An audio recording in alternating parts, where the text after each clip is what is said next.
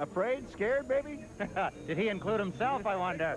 Well, it's hard to say. We're going to get a chance at the end of the first period to talk to Emile Francis about that exact thing, but I would have to think that general managers shy away from making trades, obviously, but there's more than one reason for it, and to me, I would have to think if I had a team and I had a chance to make the playoffs or participate in them, I'd want to do something.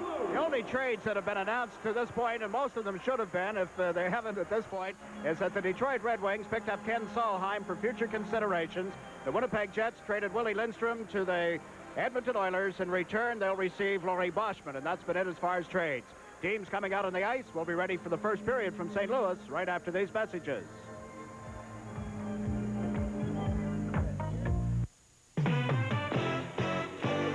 This Bud's for everyone who takes on the heavy loads. This Bud's for you. For all you do.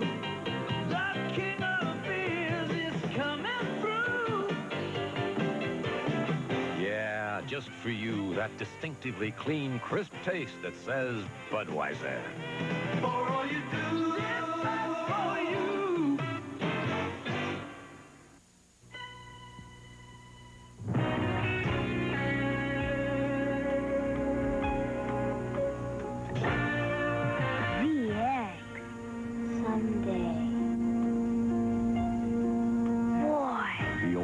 Datsun 280ZX. Someday. Maybe your someday is now.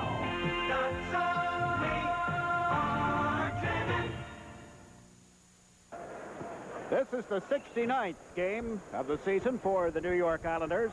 They trail the Philadelphia Flyers. More importantly, perhaps, are only 2 points ahead of the Washington Capitals, and the Capitals are at home tonight. In New Jersey, leading the Devils, and the question arises, will there be a Stanley Cup ring number 4? There's number 3. The Islanders with 12 games left in the regular season, and then on to the playoffs in a bid to defend the Stanley Cup. Now the crowd at the Checker Dome rising for our national anthem. And you see by the dawn's early light what so proudly we hailed at the twilight's last gleaming, whose broad stripes and bright stars through the perilous fight o'er the ramparts we watched were so gallantly streaming, and the rocket's red glare, the bombs bursting in air, gave proof through the night that our flag was still there. Oh, say does that star-spangled banner yet wave o'er the land of the free and the home of the brave? In goal tonight for the New York Islanders with a record of 21-10-5, Roland Melanson. Goals against of 2.64. He is 11-2-2 in his last 15. Has 9 victories on the road, 6 losses and 3 ties. And for the Blues, Rick Heinz, going to work for only the second start of the year. It's only the 4th game that he has appeared in. 0-2-1 and a 5.32 goals against average. His last start, his only start of the season, a 5-5 tie in Edmonton. Ron Hogarth will referee the game. Working the lines tonight, Ron Asselstein and Ryan Bozak. Kenny Potvin, the captain of the Islanders, talking with Hogarth at center ice as Al Arbor has Brian Trottier between Clark Gillies and Bobby Nystrom. Gillies, who has missed the last 5 games because of a back problem, is out on left wing. Nystrom is on the right. The puck came to the St. Louis zone and cleared by LaPointe. Johnson and Potvin on the Islander defense. That's Johnson, number 3, to Trottier, and it was knocked off his stick. He got a piece of Anderson as he got into the Islander zone, and the puck has been played back to LaPointe. Over to Ramage. Ramage, a long pass. Nystrom knocked it out of the air at center ice. Beatty steps in front of Nystrom as they came to the St. Louis line. Now Gillies unable to clear it across the line. Trottier picks it up. One man back. Trottier has shot. Heinz makes the save. And Ramage is there to clear the rebound. Bob Nystrom on the far boards, tying up Anderson. Anderson trying to get a face-off. Nystrom knocked the puck loose. Goes into the corner, but there was Ramage. Ramage works it around for LaPointe. LaPointe, the veteran, able to get it to the far side. Ramage's pass for Crombeen is picked up in this right wing. Crombeen out to center ice for Patey. Potvin was there to break up that play. Fed it to the right side. Bossy over the line with a drive. Heinz got a piece of that. Brownschattel falls in front of the net, and the puck ends up in the catching glove of young Rick Heinz. Second shot, a tough one for Rick Heinz. Mike Bossy slap shot off the right wing. Seemed to fool him a little bit, Jiggs. He made the save, fell down. There's the pass. Dennis Potvin across the boards. And in comes Bossy to pick up the puck right at the blue line of St. Louis. There's his shot. You see him swing his weight forward off his left foot. Heinz makes the save. Brownschattel fell on the puck. This line for the Islanders, Bossy on the right, Tonelli on the left with Goring at center ice. Stefan Persson and Dave Langevin, the Islander defense. Persson handling the puck with the pass to the right side to Goring. Couldn't get around Brian Sutter. And the Blues have forced the Islanders back into their own zone. This is Langevin. Back of the net to Persson up the right side, intended for Bossy. Sutter stepped in front of him for the Blues. Here's Langevin with it. Langevin fed the puck to Tonelli off his stick and into center ice. And the former Ranger, Andre Dory, is back for the Blues. Dory wears number 2 to Brownschattel to the left side for Sutter. Brian Sutter forces the Islanders in deep. They clear it off to the side of the net. It comes loose and they can't tap it in. Sutter had an empty net. Couldn't get it by Melanson. You don't get many chances like that in a game, let alone a season. And Brian Sutter will talk to himself after this game. Mark Reed's turning for the Blues. Over center ice. Reed's has dumped it into the Islanders' zone. Melanson cuts it off back of the net for Persson. Stefan Persson, right side for Brent Sutter. Played it out of the reach of Bossy, and here are the Blues again at their own blue line. Long pass tipped into the Islanders' zone by Babbage.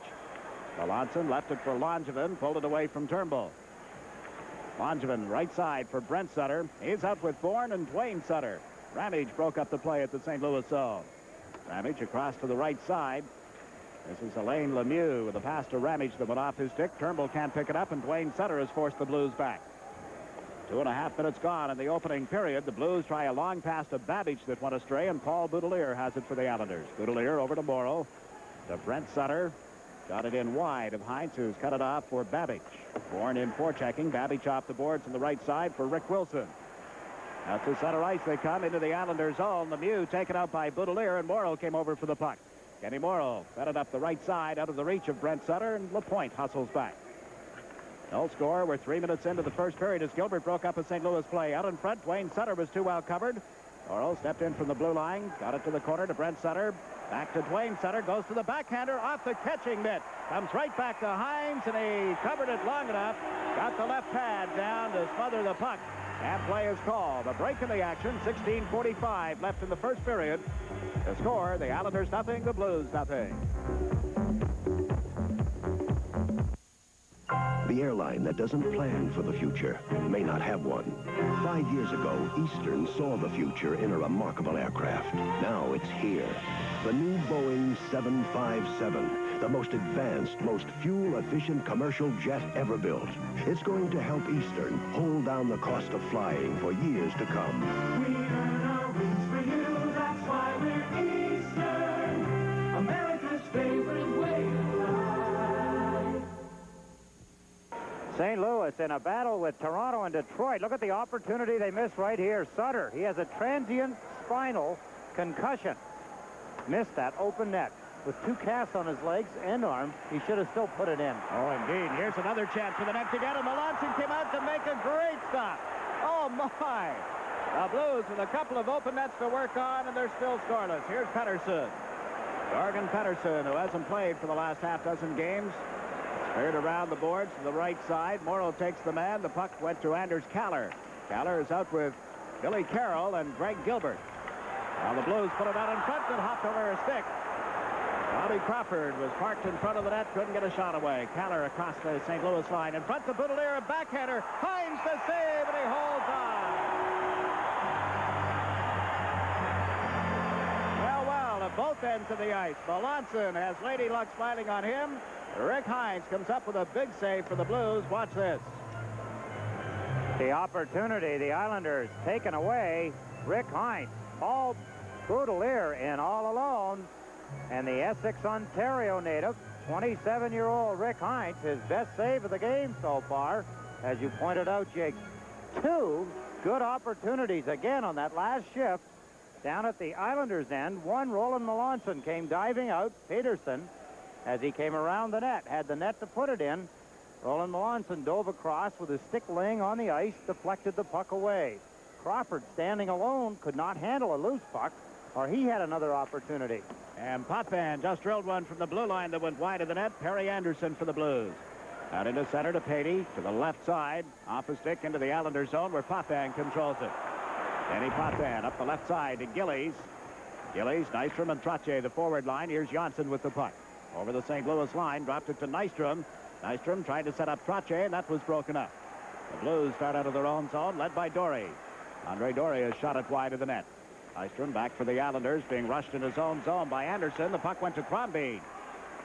Crombie trying to put it out in front of the net. The pass out of the reach of Anderson. There's Nystrom on right wing. Fed it to Trottier, ahead to Gillies. Gillies working on Dory. Trottier moves in, takes the pass, goes in deep, circles the net, comes out in front, and shot it right through the goal crease. Comes back on the right side, and the Blues are able to clear it down the ice into the Islanders' zone. Anderson and Janssen in a battle for it. Picked up by Anderson of the Blues. Harry Anderson lost it now to Trottier, to John Tonelli. Can't get out of there. A long shot hit Potvin. Denny Potvin up the right side to Nystrom. Nystrom to Trottier, steps out of his own zone. A pass to Tonelli went off his stick into the St. Louis zone, but it's across 2 lines and called back on the offside. Fans enjoying the hustle of the St. Louis Blues. They have 54 points in the Norris Division, and right behind them, Toronto with 51. Detroit also has 51. St. Louis has played 68 games. It starts to get to be a factor now, the number of games that have been played. St. Louis, 68. Detroit, 3 points behind them, have played 68, but the Toronto Maple Leafs have only played 65. 3 games in hand, and that could spell quite a difference by the time 80 games are played. And especially the way Toronto has been playing of late. And the Blues are in Toronto tomorrow night, by the way. Goring is at center ice for the Islanders. Bossy and Tonelli are on the wings. Bossy unable to pick up a loose puck in the St. Louis zone. Langevin came in from the blue line. Has tied it up in the corner to the right, and we'll get a face-off there. 14:26 left in this opening period. You think of the chances, both by Brian Sutter, then Pettersson, Boudelier down at the other end of the ice. The Islanders are out shooting the Blues 5-1. St. Louis can't gamble like a lot of teams that do not have a .500 average. They can't gamble away their opportunities. They just will not come that often. Now the Blues have cleared the puck to center ice following the face-off. Persson over to Langevin. Langevin slaps it around the boards. Ramage tipped it for right to Bossy. His shot on target and cleared. It got away from the goaltender. Fedorko managed to get it to the line and went bouncing off Persson, who covers up in the center ice zone. Over to Langevin. Langevin ahead to Goring. Goring played it away from Fedorko right to Tonelli. Tonelli comes in over the left side. Tonelli working on Vigneault. Passed it out in front, and it was cleared just wide. Now Brian Sutter and Tonelli in the corner. Ramage is there as well for the Blues. Rob Ramage works it around the boards. Here's Langevin off the left side. Got it back to Bossy. Banks it off the boards to Tonelli. Tonelli looks for somebody in front. Vigneault checking on him. Tonelli knocked down, and the puck went loose. Freddie Fedorko flips it high down into center, and Langevin comes back. The Islanders putting on some pressure here. Langevin starts out again. Langevin over center ice. He likes to shoot it into the St. Louis zone. Hines cut it off for LaPointe. Both teams in the middle of player changes. The Blues start out on the left side. Harry Turnbull checked at center ice. Now the Blues have shot it in wide of Melanson, and Morrow is back. Morrow and Boudelier on defense. The two Sutters and Bourne up front for the Islanders. Morrow got it to the St. Louis line. It was broken up and cleared back inside the Islanders zone. This is Boudelier. Boudelier to Bourne, knocked it down at the blue line. It was held in by Turnbull. Checked from behind by Brent Sutter. The Blues at center ice. LaPointe gave it to Dory across to the right wing, out of the reach of Turnbull, and down the right side is Wayne Sutter, giving it to Brent Sutter. Over to Bob Bourne. Turns, fed it to Boudelier, takes a shot, blocked in front of the net. And LaPointe covers up for the Blues. Guy LaPointe fires it out into the center ice zone. Baudelaire works it off the boards. Here's Dory at the St. Louis line. Over to LaPointe. LaPointe's pass for Turnbull went astray, and Morrow forces the Blues to go back. 12 minutes and 20 seconds left in the opening period. It's scoreless in St. Louis as Dory starts the rush from back of the net. Dory, a long pass. Got away from Baudelaire. It's going to be called for icing as Morrow touches up, and we get a break in the action with just over 12 minutes to play in the first period. The score is Islanders nothing, the Blues nothing.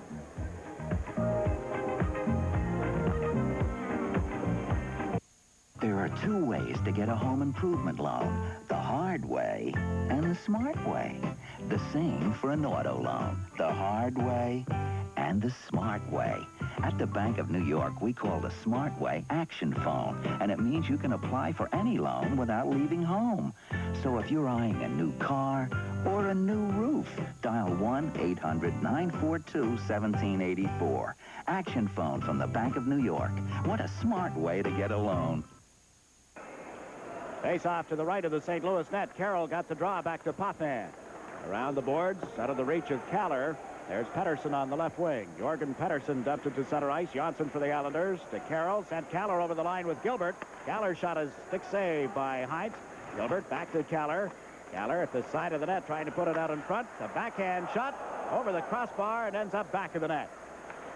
Now the Blues failed to clear it out. Potvin falling, however. Crawford was able to feed it to the left side. Pettersson sends Dunlop over the line.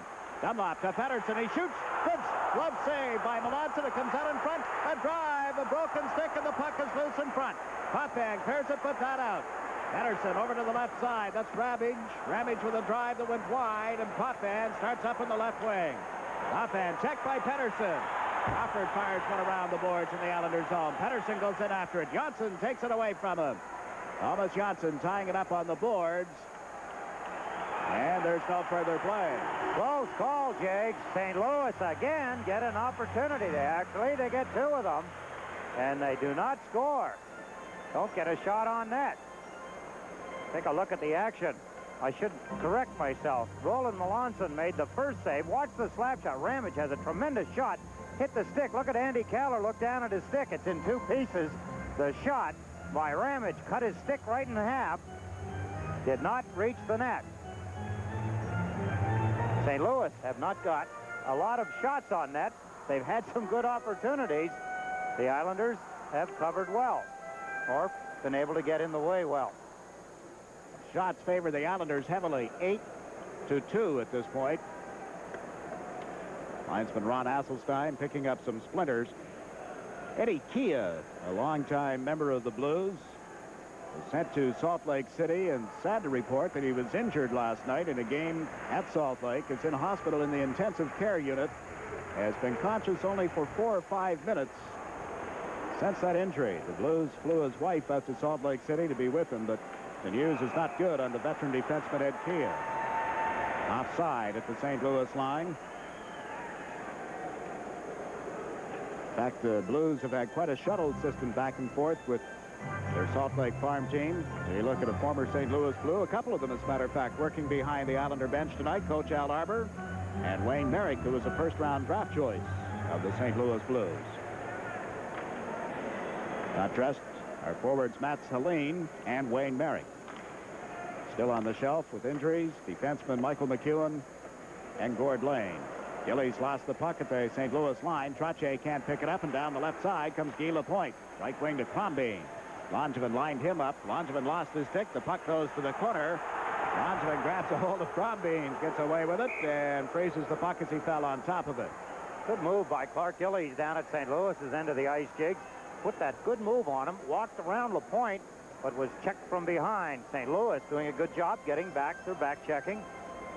Barclay Flager, coach. Fine defenseman for St. Louis for many years. He was a player that had a great ability to use an open ice check, a hip check, barrel roll type check.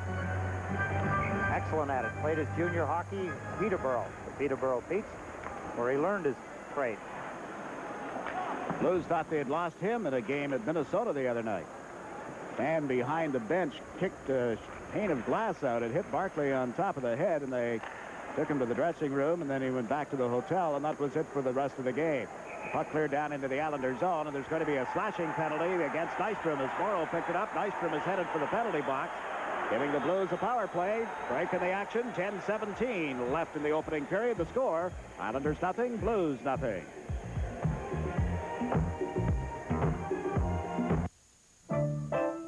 Of the best-selling motor oils today, 14 now save gas.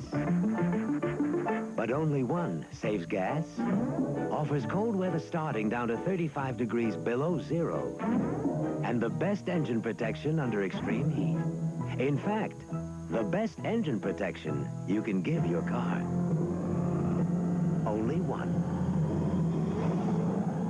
Mobile One. Bob Nystrom does his skates up. St. Louis goes to the power play with the 9th best power play in the NHL. And Ramage with a shot that was tipped in front of Melanson, hung right with it. Billy Carroll has cleared it out to center ice. He and Goring are the Islander forwards with Morrow and Potvin on defense. LaPointe back inside the St. Louis zone over to Ramage. Ramage fed it into the Islander zone, just out of the reach of Fedorko, and Melanson has dumped it out to center ice. That's LaPointe on the far side to Brian Sutter, back into the St. Louis zone, and hopped over LaPointe's stick, and Ramage has to go for it. Ramage to Sutter. Sutter to Fedorko. Played it to the left side, out of the reach of Brian Sutter. Sutter and Morrow came off the boards. Goring has cleared it, not out. LaPointe shot tipped in front of the net and wide as it came off Sutter's stick. Reeds for the Blues, being bothered by Potvin, who got the puck to Goring, and he's backhanded it to center ice. LaPointe feeds it across to Ramage. A minute 5 remaining in the St. Louis power play, and Carroll knocked it off the stick of Ramage, and Morrow is there to shoot it down the ice. Interesting, Jiggs, that the power play of St. Louis, second on the road. They're second in the NHL on the road, 9th at home, 9th overall, 20th at home. And you just saw John Tonelli break up the St. Louis power play and test Hines with a long shot. Now LaPointe starts out. Yeah, that really is strange, that stat. Don't like to use their power play at home. And now they go offside at the Islander line, which is even worse. 38 seconds remaining in Nystrom's penalty. They've scored 27 power plays on 143 opportunities. That's at home. That's 18.9%. On the road, they've got 34 goals in 121 attempts for a 28.1% efficiency. Second in the league at home, and overall they're 9th. The Islanders' penalty killing is third best in the league, and is really in the last 16, 17 games been phenomenal. 93.8% efficiency. Have killed off 60 of 64 penalties against in the last 17 games. We watch Turnbull back in the net, centering one that was cleared by Persson. Comes to the near corner. Babbage with it. Back to Dory. Dory in along the boards to Babbage. 13 seconds left in the penalty. Dory's shot was tipped in front of the net and cleared out of there by Langevin. Heinz out of the St. Louis goal, fed it to the left side for Brownscheitel. Trottier and Bourne up front for the Islanders. Turnbull fed it to Babbage on right wing. A drop pass comes back to the blue line. Teams at 6 aside again. Brownscheitel into the corner. Wayne Babbage, who has been struggling recently, worked it back of the net, but Persson is there. Pettersson on top of him knocks Stefan Persson down. The puck ends up beneath Persson. Some of the fans feel that Stefan made contact, pulled it into his body, but no call. We have a break in the action with 8:04 left in the period, and our score tied. Islanders nothing, Blues nothing. To World Cup champion Phil Mayer and pro photographer Russ Kinney, challenge is the name of the game. That's when Canon's AE1 program shows the stuff the winning shots are made of. Because to catch the best, you need an instrument with all the features a pro wants. Hey, Russ. Can I try that? Sure. With a program mode that even lets Phil shoot like a pro, shade or sun. The AE1 program, so advanced, it's simple. Canon, the official 35mm camera of the 1984 Olympic Games. Eddie Potvin just went down to block a shot from Ramage following the face-off, and the Islanders move in. Bossy shot off the right pad of Heinz. Up the right wing side, Janssen kicks it out to center ice for Potvin. Thomas Janssen playing left wing again with Trottier and Bossy, and the Islanders go in offside. Fine stops at both ends of the ice. Dennis Potvin for the Islanders off Rob Ramage. And Bossy sniping again down the right wing side. Heinz. Look at here, Ramage, point-blank range. Look at the move, Dennis Potvin. Not known to be blocking a lot of shots. Timed it perfectly. Kicked that one away for his goaltender. Now 7.5 minutes remaining in the opening period. The points effort to clear it out hit Bossy. Bossy around the boards. Johnson moved in, trying to knock it away from Ramage. Bossy got a stick on it. Popped that in from the blue line. Plays it off the board. Johnson's shot came to the side of the net and is covered there by Rick Hines.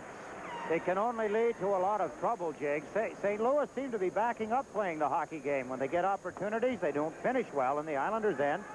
And in their own end of the ice, too many times they're trying to freeze the puck. You can tell by the referee's action that he's telling them to keep the puck moving. He's not going to blow the whistle. They're trying to cover too well. They're backing up in their own end of the ice too often. That only leads to trouble. That's an incentive move for the Islanders. Deflating for the players on the bench to see that kind of action by their teammates for St. Louis. Now Al Arbor gives us a look at a line with that man, Brent Sutter, at center ice. Dwayne Sutter on the right and Greg Gilbert on the left wing. Langevin and Persson at the points. St. Louis got the draw as Dunlop got it back to Dory. So Andre Dory comes out of his own zone. At center ice, left wing pass out of the reach of Dunlop.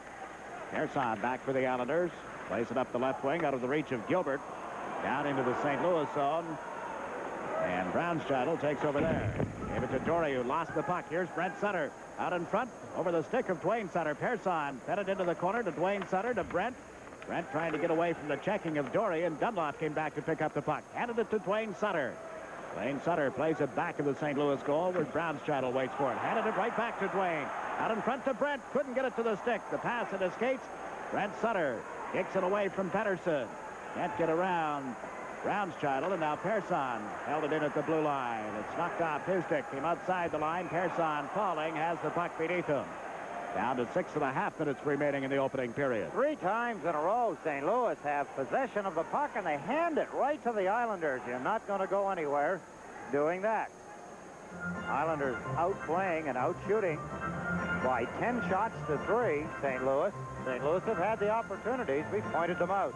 But the Islanders consistently now in St. Louis's end of the ice kind of play that generally leads to a goal. Blues making some changes as Barclay Plager has Wilson and LaPointe together on defense. Fedorko is at center ice. Reed's on one side and Sutter on the other. It's Tonelli with Goring and Bossy for the New York Islanders. No score in the first period. The puck comes to center ice. Fedorko fires it wide of Melanson. Brian Sutter in after it. Morrow knocked it away from him. Back to the blue line. A drive by Ramage to score. The Blues take the lead. Mark Reed, 23 years old, finally finishes off a play for St. Louis. Here's Ramage. He's had 4 or 5 opportunities already with a hard drive. It's low. Look at the puck go up in the air. You see Reed reach up. The stick below his shoulders, the puck below the crossbar, and he taps it in. Let's look again as Ramage, number 5, drills it from the blue line. There's the shot. Stopped by Melanson, and with the puck in the air, Reed taps it in. St. Louis leads 1-0. The goal at the 13:48 mark. Only the 9th game for Reeds, and that's his 3rd goal. Now Morrow, the pass to Goring off the stick. Ryan Sutter at center ice for St. Louis. Fed it to Fedorko across the line. Bernie Fedorko's pass off Boudelier's stick. Ryan Sutter in the corner out in front. Babbage was checked by Goring, and the puck comes back to the blue line. LaPointe works it back to the goal. Fedorko centers a drive off the side of the net. Hit the post. And Tonelli trying to bring it up the left side. It was knocked away from him alongside the score. Babbage from the blue line has made it 2-0. Fedorko standing just to the right of Roland Melanson may or may not have touched the puck, but they intercept the pass right here. Babbage, number 10, cleanly beats Roland Melanson. A low drive to the right, 2-0. There's the puck as John Tonelli fought for it. Right to Babbage. It's in the lower left-hand corner to the right of Melanson, and it's quickly 2-0 for St. Louis. Bernie Fedorko from just inside the Islander blue line. Well, we await the announcement. The goal at 14:33. Well, the Blues in less than a minute have a 2-0 lead built up here. Same scenario as a week ago tonight when the Islanders fell behind in Montreal and battled back for a tie. Now St. Louis has been called for icing.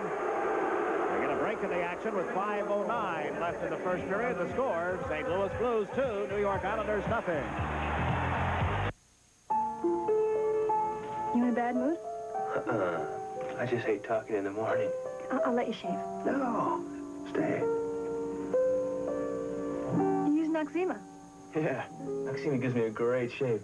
It does something to condition my skin. Softens it. Huh? I can tell when you kiss me. Your face feels real smooth. Well, I guess it's the moisturizers. I hate talking in the morning, too.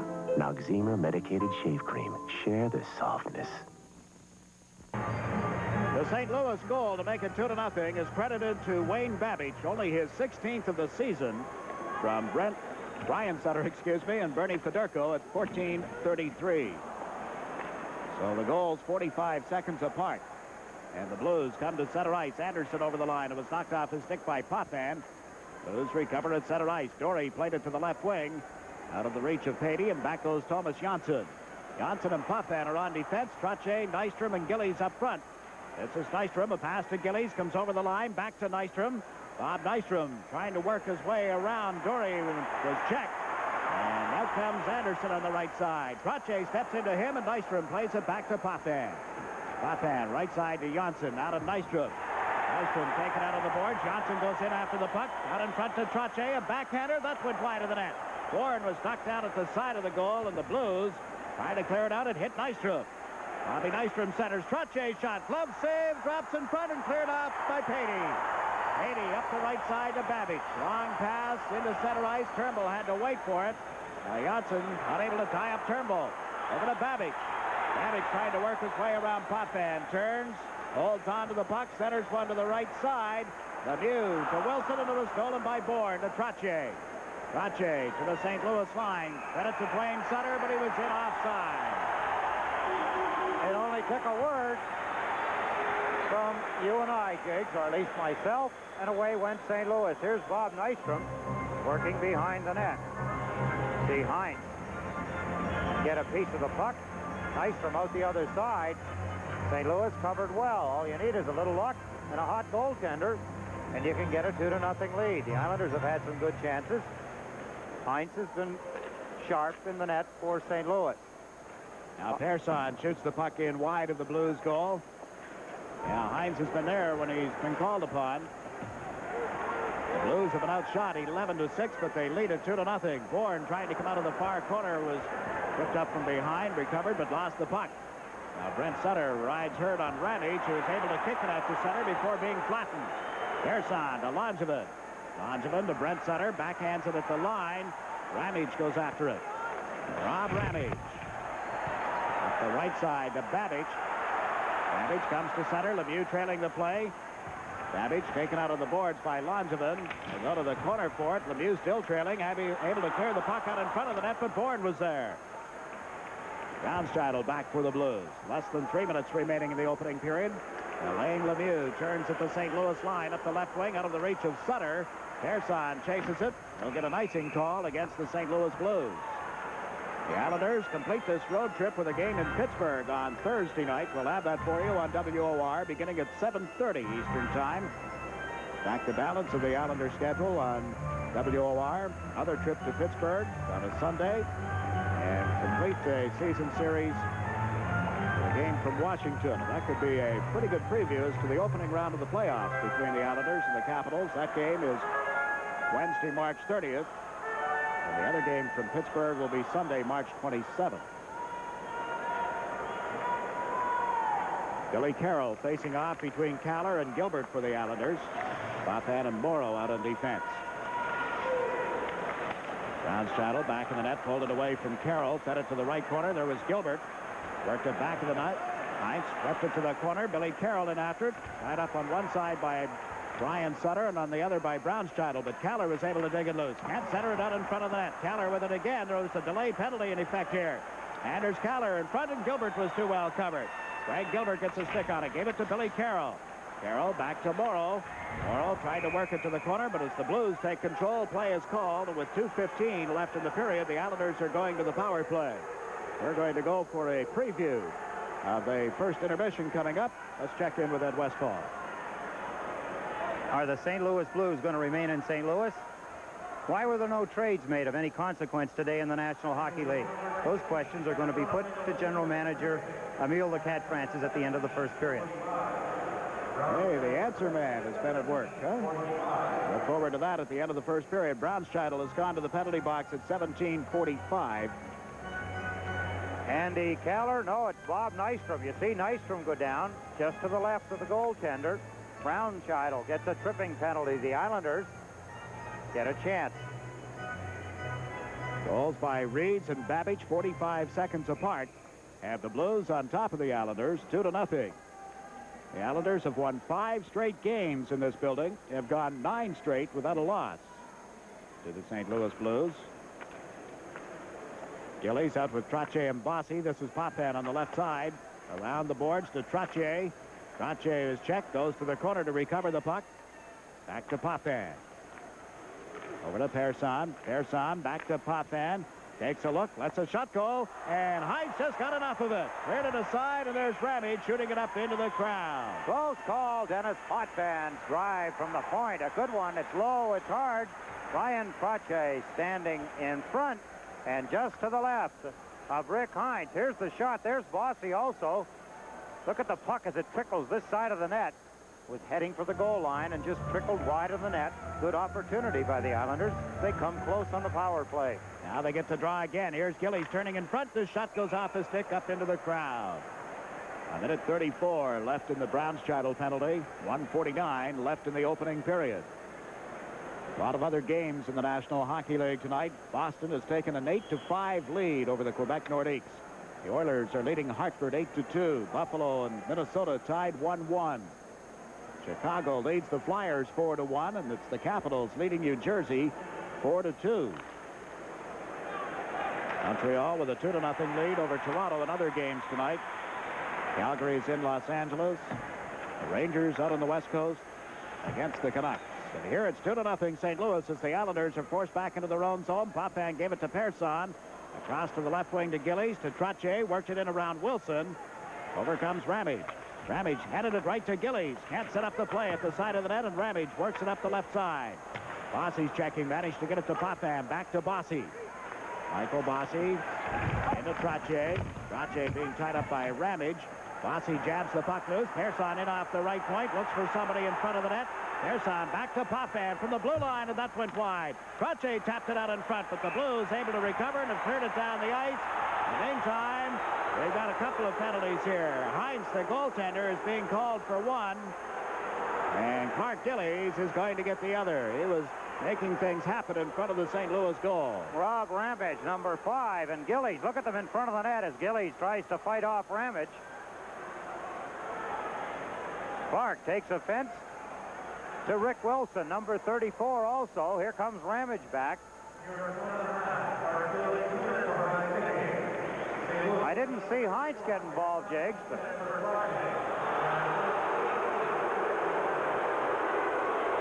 Well, it's a slashing penalty against Heinz. High sticking against Gillies. 18:57 are the times. Wilson comes over to serve the penalty against the St. Louis goaltender. Ron Hasselstein and Ryan Bozak are in quite a discussion with referee Ron Hogarth. You see Potvin and Trottier appealing for the Islanders, feeling that the faceoff should be in the St. Louis zone, not outside the line. You're not going to win that argument. The whistle generally blows immediately. The Islanders were in possession, crowding around the net. Dennis Potvin, if I remember correctly, had the puck at the point when the whistle blew. That should not constitute a face-off outside. When both teams get the penalty, it's a position that the puck was in when the whistle blew. Now with a minute to play in the opening period, still 40 seconds remaining in this man advantage for the Islanders. Potvin across to Tonelli. Over the St. Louis line, slipped it to Bourne. Chased to the corner by Dory. Bourne unable to come off the boards. Ramage got a poke at it. It's in Bourne's skates. Long wait, and finally no whistle. Ramage checked back of the net by Tonelli. Got it to Kaller. Kaller looks out in front, gave it to Bourne. To the blue line to Janssen. Back to Bourne. Beatty checking on Bourne. Tonelli was knocked down in front of the net. Here's Bourne to Janssen. Thomas Johnson over to Bourne. Bob Bourne with a drive. That's deflected wide of the net. Picked up by Kaller. Anders Kaller trying to put it out in front. Did. Tonelli too well covered. It ends up under Hines. A quick whistle as the puck sprung loose. And now a lot of shoving and pushing going on. And referee Hogarth is going to hand out a couple more penalties. That's always a danger of not blowing the whistle when it was stuck along the boards. I like to see them not blow it too quickly. But now he's got the players in front of the net. John Tonelli in this case. Having a set to. Let's take a look in front of the net. There's Tonelli as he fights in front of the net trying to get loose. Takes a couple of hits there. Then Ramage comes back. Ramage, no stick.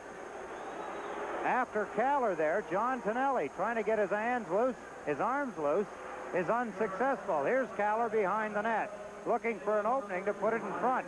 There's the loose puck. He put it right back to the goaltender. Very difficult to lift the puck from there. His weight's back on his skates. Can't get the puck out on the end of his stick with any power. And he shot it right back into the goaltender, Heinz. Whistle blew. Tonelli went to the penalty box. Alone? Oh, with Dory. 2 minutes each for a high sticking at 19:46. Now, the original penalty that set up the power play to Brown's Channel has expired by only 1 second, so the teams are at equal strength again.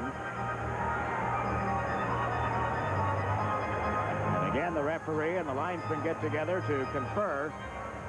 You see Hogarth, he had just had a discussion with Asselstein. But Gillies and Heinz went off at 18:57, or at least Heinz was penalized, and Wilson is serving that. Now, Tonelli and Dory, both for high sticking at 19:46. So it's Bourne, Kaller, Langevin, and Persson. It's penalties to Tonelli and Dory put the teams at 5 aside. Crombeen out of his own zone. To the left side, Brown's Channel works it into the Islander territory. Langevin and Crombeen bump together. The puck comes loose. Langevin trying to go back of the net. And that's going to do it as the horn sounds, ending the opening period. The Islanders all over St. Louis as far as shots on goal are concerned.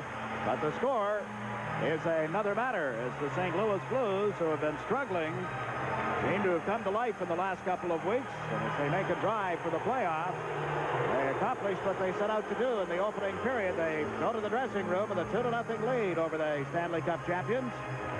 And the crowd here loving it. So at the end of one, our score, the Blues 2, the Islanders nothing. We'll be back with a recap following these messages.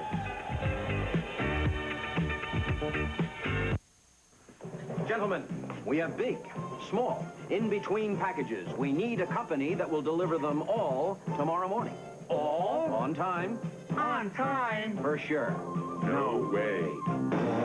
Emery. Emery AM. Only Emery AM service schedules delivery of virtually any size shipment to most of America the next morning. For sure. For sure. Use Emery AM service. Any size, on time. For sure. This buzz for everyone who knows they've got what it takes to get the job.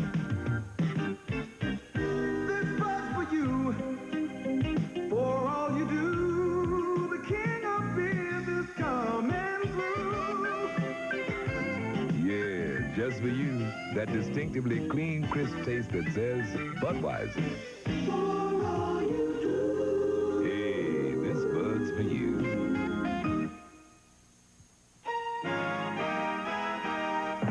Turn a daily drive to work into a stunning performance. That's the magic of the Datsun 200SX. It's a fuel-injected, Hemi-headed, twin-ignited overhead cam tiger. 2.2 liters of muscle wrapped in power styling. Love your car, Chuck. Looks quick. Uh-huh. The Datsun 200SX performance speaks louder than words. Datsun, we are driven. Yes, my company's operating balances don't earn a dime. What can the Bank of New York do for me? Manage your money so it makes you money with new Check Invest. I can't tie up operating funds. No problem. Check Invest links a regular business checking account to a money market fund. So I earn money market interest? Automatically every day. My bank doesn't have anything like Check Invest. Does yours? Check Invest, the first business checking plan that manages your money so it makes you money. Only at the Bank of New York. The first period is over at the Checkerdome in St. Louis with the score. The Blues 2 and the New York Islanders nothing. Shots on goal in the period heavily in favor of the Islanders. 13-6, they outshot St. Louis. But at 13:48, Mark Reed's got his third goal in 9 games. Ramage drawing an assist. It was his shot from the left point. And Reed's tapped into the net for the 1-0 lead. And then 45 seconds later, Wayne Babbage drives one from the blue line through a screen. Assist to Brian Sutter and Bernie Federko. And the Blues have themselves a 2-0 lead over the Islanders. The shots on goal a little deceptive. You consider the chance that Brian Sutter had early in the game, another one by Pettersson.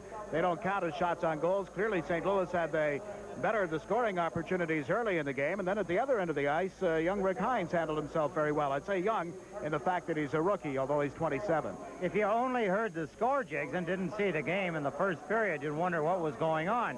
We had just talked about the fact that St. Louis had some good opportunities. Either bodies were getting in the way, or there was a couple of good stops by Roland Melanson from point-blank range, and it was just after we talked about that all of a sudden things broke loose. That shot by Ramage, he'd broken Andy Caller's stick earlier with a tremendous blast. That one got through. Melanson got a piece of it, but the puck was still loose in front of the net. It was below the crossbar, and Reeds tapped it in. 45 seconds later, it's in again. Babbage gets his 16th. And it seemed odd because the Islanders were coming on strong at that point. They had for 3 straight shifts dominated the play in St. Louis's end of the ice. And it's that kind of play that generally leads to a goal. After we just talked about it, St. Louis broke it open. And again in that period, Islander coach Al Arbor gave us a look at an awful lot of different line combinations, none of which clicked as far as the score is concerned. So at the end of one, it's the St. Louis Blues 2 and the New York Islanders nothing. Our intermission will continue from the Checker Dome following these messages. A perfect egg. Or is it? Magnified 20,000 times, you see imperfections you never knew existed. Look into a car's carburetor and you may see something you never knew existed. Dirt. Dirt that could impede your car's performance. Fortunately, you can wash dirt away before it accumulates with mobile detergent gasoline. It treats dirt like dirt. This is the home of the New York Islanders, who made history in Hempstead by winning 3 consecutive Stanley Cups. I'm presiding supervisor Tom Galata. Now we're making history in a different way by bringing major businesses to Hempstead. We're attracting industry and a skilled labor pool by cutting red tape and offering a system of parks and recreation that's second to none. We're making history in Hempstead. Join us. Call our industrial development agency, 489-5000. You're looking at the 2 best reasons I take good care of my brakes. They're why I go to Midas on a regular basis. Midas inspects brakes the right way. They pull the wheel. If anything needs doing, I know it gets done right. Some people say I'm overly cautious, but I don't think so. I just feel better going to Midas. We're nothing but the best he's ever gonna do. Trust the Midas touch. Goals by Mark Reeds and Wayne Babbage have staked the St. Louis Blues to a 2-0 lead over the New York Islanders at the end of one period. Now down to Ed Westfall and his guests. Thank you, Jigs. My guest, the general manager, president, general manager of the St. Louis Blues, Emile Francis. Emile, today seemed rather, I'd say, disappointing, I suppose, in a lot of people's eyes, and the fact that obvious by the absence of not really too many trades. Is general managers backing off this year? Well, it's very unusual, Ed. This is the first deadline that I've ever approached and gone by without making a deal. And you could get the sense of it here about 4 or 5 days ago that maybe there wasn't going to be too much action. And I think a lot of the things that you're faced up to now is that basically there are 18 teams who are in the playoffs or have a shot for the playoffs, and only New Jersey and Pittsburgh and Hartford are really out. But I sort of anticipated that they may do something, but they haven't. But it's funny when you're trying to make a deal now, first thing you say, if you do get to the point where you agree on the players, is, well, how long is the contract and how much is it? And sometimes that's a drawback. What would you like to see change so that maybe there is a little more action around the league for trades? Well, I think that the deadline should be a little earlier. I would say rather than going into March, that even when we're back, say, February the 1st, that maybe teams would be looking for help just possibly a little bit more than they are now. I think it's too close to the end of the season. And as a result, I think if you move that deadline up earlier, that there'd be more teams willing to trade. Emile, you just mentioned about players and their contracts, and that sometimes holds up a trade. Is there something that general managers or owners can do to, to curtail something like that? Yeah, really, I think we all paid less. It'd be much easier and maybe wheeling some of those contracts out. That makes me then say, for instance, a player. Isn't there anything anymore like an incentive kind of clause in a contract where you pay a player maybe, the amount of money you might think he's worth and then give him escalating clauses? There is, of course. You have performance bonuses both for the individual and also team bonuses. But I think like every other sport, the average salary is escalated. And, of course, we do have people in the league, not as much as we used to have, but on 2 and 3 and maybe some on 4-year contracts. But I have found that there are more two-way contracts, which I think is a big plus for the league, because if you play in the National League, you should be paid like a National League, but if you're in the minor leagues, you should be paid like a minor league. Most of the contracts now, that's the way we're going. What about Emile Francis and the St. Louis Blues? Did you come close to making a deal? I would say we were fairly close. However, there are 2-3 players in our hockey club who everybody would like to have had. But by the same token, we couldn't get what we thought was right in return. And we're fortunate we have 4 or 5 kids we brought up through the injuries that have occurred here, and they're playing well. So we just decided, well, as much as it hurts not to make a deal, we'll take our chances. What kind of a player, Emile, is a player that would stimulate? Right now, you're in a real battle for, for playoff positions. And is there a position or is there a certain style of player that you would really like to have with the team or would have liked to have gotten? Yeah, really, number one, of course, I still think the key is in goal, that your goalkeepers can do maybe more for than anybody else. And if it's not the goalkeeper, then you need a leader up front. And a Brian Sutter type of player, of course, he fits that mold for us. But where we've got hurt and what we were looking for is on the right side. It's the side we thought we were going to be the strongest when the season started. And Blair Chapman, we thought would get 30 goals, has only scored 8, and he's now in the minor leagues. Wayne Babbage, who anticipated would score 40, and he had 13 until the other night. He got 2 more, so he's at 15. And then the real big blow to us, losing Joey Mullen, because he was our most productive right wing, and he hurt his knee a month ago, and he's out for the rest of the season. So what you look for, how are you going to replace the Joey Mullen? And you're looking for a goal scorer, and they're at a premium. The ones that have wouldn't let him go.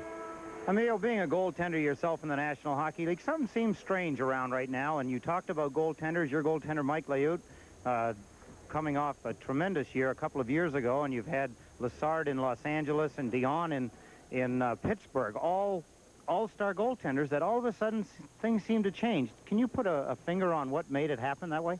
Yeah, I think that scoring is fun. We've had a lot of guys having too much fun. Checking is hard work. And as a result of the loose play at times, the goalkeepers now, instead of maybe facing 25 to 30 shots a game, that goalkeeper's getting 35 to 40. And as a result, they're carrying twice the workload. And a goalkeeper can only be shot at so often, particularly, it's not a case of getting beat on the first shot, but they're getting beat on the second, third shots. And to me, that's just loose defensive play. Let me ask you about goaltending then. One more question, Emile. Goaltenders alternate in some cases. Some take on a fair amount of workload. Would you ever allow a goaltender to play the whole season under certain circumstances? I think about the most the goalkeeper can play, particularly if he's going to do anything for it in the playoffs, is I'd say a premium of 60 games. I think anything over that, you're going to wear the guy out completely. And we went through that 2 years ago with Layute, and we didn't help him in the playoffs by the amount of time that we played him. But we got ourselves in a dogfight that year with the Islanders, and first place overall really was a goal rather than maybe the playoffs, and I think we helped wear him out a little bit. You're always learning. For sure. When you stop learning, get out of the game. One more quick question. Are the St. Louis Blues going to stay here in this great city? The people here, evidently, who are working on a committee with the mayor, say they're going to come in with a proposal by March the 15th, which is next week. And we all sincerely hope that it'll work out, because there's no finer city to be in than St. Louis. I agree, and thank you very much, Emile. My pleasure. Emile Francis. Now back up to you, Jakes. All right, Eddie, tonight's guest will receive from Deutsch Jewelers a Seiko watch, a winning combination of quartz accuracy and ultra-thin styling. Seiko at Deutsch Jewelers, the store for all your jewelry needs in Hicksville, Queens, and Manhattan. At the end of one, it's the Blues 2. The New York Islanders nothing will return to the Checker Dome in St. Louis right after these messages.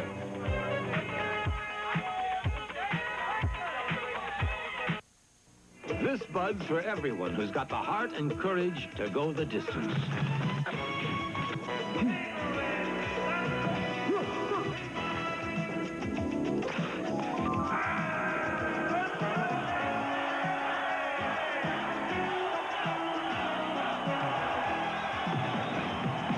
Yeah, just for you that distinctively clean, crisp taste that says Budweiser. This Bud's for you. We just stole this new Nissan Sentra. New Nissan Sentra. You need this car. We stole it. For only $49.49. Ultra mileage. Front-wheel drive. Plenty of power. 5-passenger room. Still only $49.49. I need this car. You need a Nissan Sentra. It's a steal. Datsun, we are driven. While most air freight companies spend the day on the ground, racing to pick up small packages so they can deliver them overnight, someone is already delivering them the same day. Eastern Airlines. Eastern Sprint service guarantees you small package delivery to over 90 cities the same day, or you don't pay. The guys who fly by night can't do that. Eastern Sprint, when it definitely, unquestionably has to be there today. Today, take your first step into a bright new world of investment opportunity and financial security. Let Prudential Bache introduce you to Total Financial Planning, a lifetime strategy to properly place your investment assets for maximum returns. Total Financial Planning, the only sensible course of action for the uncertain 80s, and we offer it to you. Call us now. Prudential Bache Securities. Bring us your future. Bring us your future. The St. Louis Blues trying to win their 20th game of the season and move 5 points ahead of Toronto and Detroit. Have a 2-0 lead over the New York Islanders. Their goals came 45 seconds apart. We're going to go back and take a look at them. Here's Ed Westfall. Thank you, Jake. It wasn't until 13:48. There was good chances at both ends of the ice that the score 0-0 was broken 1-0. Ken Morrow tries to clear the puck right to Ramage. Ramage gets time, tees it up. There's the shot stopped by Roland Melanson. Rebound was in the air just long enough for Reeds to knock it in. 23-year-old Mark Reeds. There's the shot by Ramage. Watch for the rebound. Seems to be delayed action right there. Look at no one near him. Not an Islander defender, and Reeds easily taps it out of midair up into the net. His third goal of the season from Ramage and Fedorko at 13:48. 45 seconds later at 14:33. The pass in front. That shot off the crossbar by Sutter. Brian Sutter hit the crossbar. Islanders trying to clear the puck. Right to number 10, Wayne Babbage, and a shot just inside the left goal post as we look again at St. Louis getting their second goal of the first period. Babbage is to get his 16th goal. There it is. A hard shot from the point. Fedorko standing right nearby got an assist. Sutter got an assist. That came at 14:33, and the period ended 2-0 for St. Louis. Now the Islanders have their work cut out, Jakes, particularly when you think that St. Louis didn't play extremely well in the first period and got away with 2-0. That's going to give them, of course, a lot of incentive. They didn't expect probably to be leading the Islanders 2-0 at the end of one. That's got to be a big plus for St. Louis. Down at the other end, the Islanders, who all season long have had trouble coming from behind and winning. They're starting to show a few more signs of being able to do that lately, but will they be able to do it tonight? They have 2 periods. What they're thinking is the first period is over. Let's forget about it. It was kind of a funny period.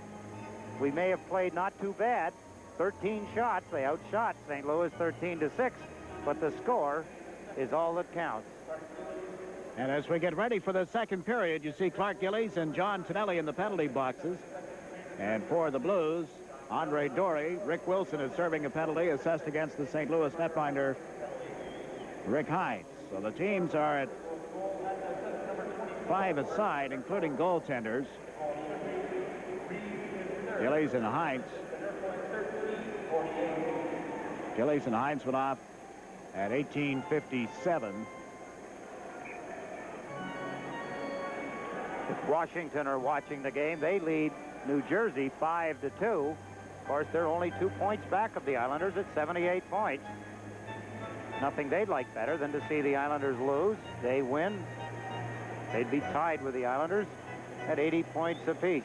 And the Islanders go home to play the Washington Capitals at the Nassau Coliseum Saturday at 5:05. Long bouncing shot steered aside as Johnson dumped it in, and now he is replaced by Morrow. Bourne and Kaller up front as the Blues come over center ice. Fedorko into the Islanders' zone, and it was poked off his stick, brought out by Bourne. Right side to Kaller.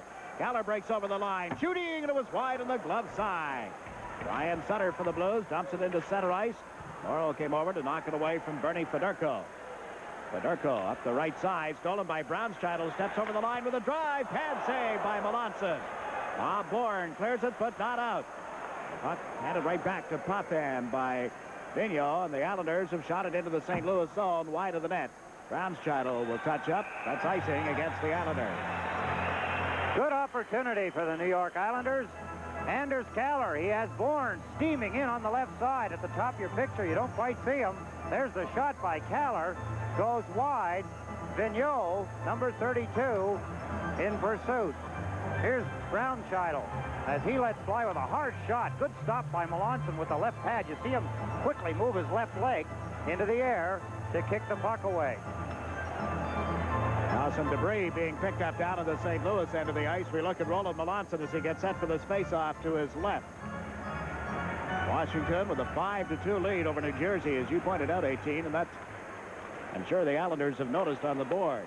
Ramage has drilled one wide of the net from the blue line. It came to the near side. Vigneault unable to hold it in, and Bossy rides hurt on him. The puck came back to Patey. Patey into his own zone, and the Blues start from there. Vigneault up the right side. It went off Langevin. Controlled now by Mike Bossy. Bossy to Persson. Persson across to Langevin. Langevin fed it to Trottier. Right side to Bossy. Bossy steps into the St. Louis zone, working his way around Brownscheitel. Went back of the net with it. Slipped the check, gave it to Persson. He shoots. That went wide. There's a penalty call coming up in the play. And as the puck is frozen at the side of the net, we're going to get a tripping call against the Blues. Jack Brownscheitel, number 16, a tripping penalty. Gives the Islanders another advantage. Ron Hogarth signals that chopping motion toward the feet. A tripping penalty. This will be only the second power play chance of the night for the Islanders. Brownscheitel again, his second tripping penalty. This one at 1:22 of the second period. Let's right in front of the net, Jake. There is the trip. Brownscheitel. No question about it. Ron Hogarth compelled to make that call. Get tripping, interference, whatever. It's still 2 minutes. We applauded the Islander penalty killing earlier. The power play has been almost non-existent. In the last 7 games, only 2 power play goals on 20 chances. You don't have to be a genius to figure that out at 10% efficiency. We watch them here, Trottier, Bossy, Persson, and Potvin as they play 4 against 3. A lot of room to move around in, and Persson fed the puck to Bossy. Bossy out to center ice, works on Ramage and Wilson as he dropped it back to Potvin. Comes over the line. Potvin left side to Trottier. Couldn't handle the puck. Picks it up again. Back to Bossy. Into Trottier. Slips out in front of backhander, and Hines came across the block net. Persson to Trottier. Trottier to Bossy. Bossy looks for Tonelli. Can't get the puck to him. Tonelli went back of the net. Fed it to Bossy. To the blue line to Persson. Over to Potvin. Potvin, a drive. That was blocked by Patey. Bossy races after, turns, shoots, and that went wide. John Tonelli off the near boards. Back to Persson. He's shooting. Good stop by Hines, and the puck comes up the left wing to Patey.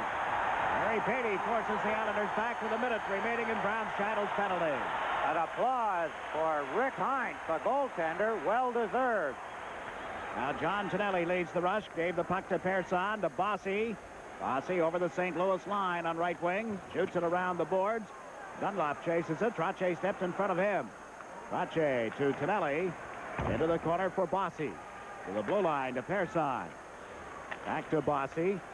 Trying to set up Trottier. It hit Vigneault. Comes loose, and the Blues counts on it immediately. Crombeen has managed to get it out into center ice. And there is Potvin. Potvin to Trottier. Turns with 24 seconds left in the power play. Trottier to Johnson. Shot it around the boards. Hines cuts it off back of the net. In went Gillies. Knocked it loose. Here's Crombeen in the near corner. Jabbing at it is Boring on one side. In came Gillies. They got the puck up to the far side, or the near side, I should say, but Dunlop stepped in front. And again, the Islanders go back, and they're going to be 0 for 2 on the power play. As Brownscheitel steps out on the ice, the team's at 6 aside. Hoffman unable to get it out on the first attempt. Here's Goring. Goring back to Janssen, and the crowd really alive here in the Checker Dome, applauding their Blues, who killed off that penalty. Now Gillies drops the puck to Janssen, comes over the blue line. Janssen checked by Brian Sutter. Sutter into center ice. Hoffman had headed for the bench, managed to get back out there to slow up Sutter. Now Janssen steps in front of the St. Louis captain, and the puck goes to the far corner for Mark Gillies. Gillies lost it. The Blues trying to get something organized deep in the Islander zone around to Fedorko. Fedorko centering attempt hit Janssen. Kaller starts out on the right side. It's 3-on-2 as Goring moves over center ice. Back to Kaller. Gillies on the left side. And there's Kaller to Gillies. He shoots. Blocked at the defense. A sliding block by Rick Wilson. And Brian Sutter plays it to the Islander zone, but right to Morrow. Morrow to Carroll. Off his stick into the Blues territory. In comes Dwayne Sutter, bumped solidly by his older brother Brian Carroll with the puck. Billy Carroll shot. What a save by Rick Hines. And again, Billy Carroll remains scoreless. 61 games without a goal. A great chance here, 18. Fine opportunity. Hines, a fine save. A break in the action with the score. The Blues 2. The Islanders nothing. We'll be right back.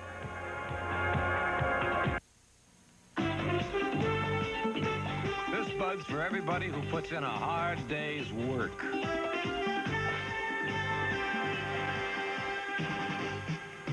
This Bud's for you. For all you do, the king of beers is coming through. Yeah, just for you. That distinctively clean, crisp taste that says Budweiser. For all you do. This Bud's for you.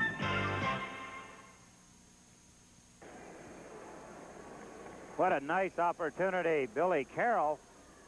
Hines gets better as the game goes on. The Islanders haven't beat him, but they've got some good opportunities in this period again, and Hines has equaled the occasion. Billy Carroll centers for Greg Gilbert and Dwayne Sutter at the moment.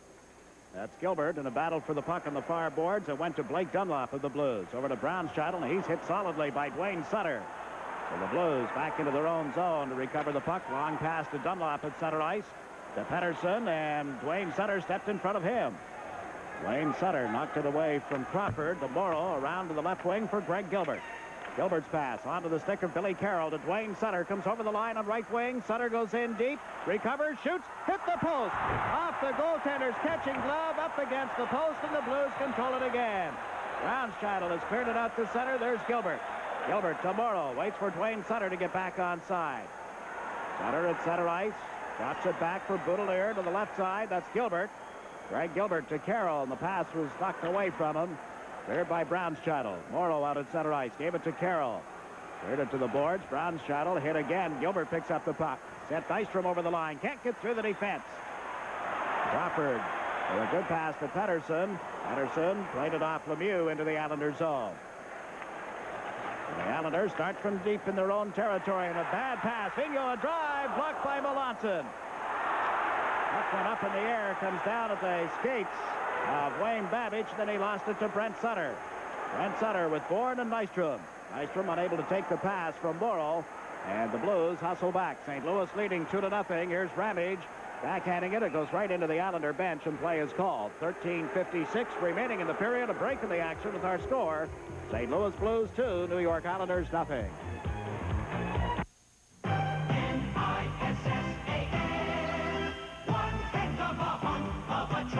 Introducing the new Nissan King Cab at your Datsun dealer. One heck of a truck. Plenty of legroom up front and room for people and gear in back. Double walls of steel and the most powerful standard engine in its class. Save with 9.9% truck financing at Datsun dealers. Ends March 31st. Hines coming off a fine save from Billy Carroll's attempt. Look at this one.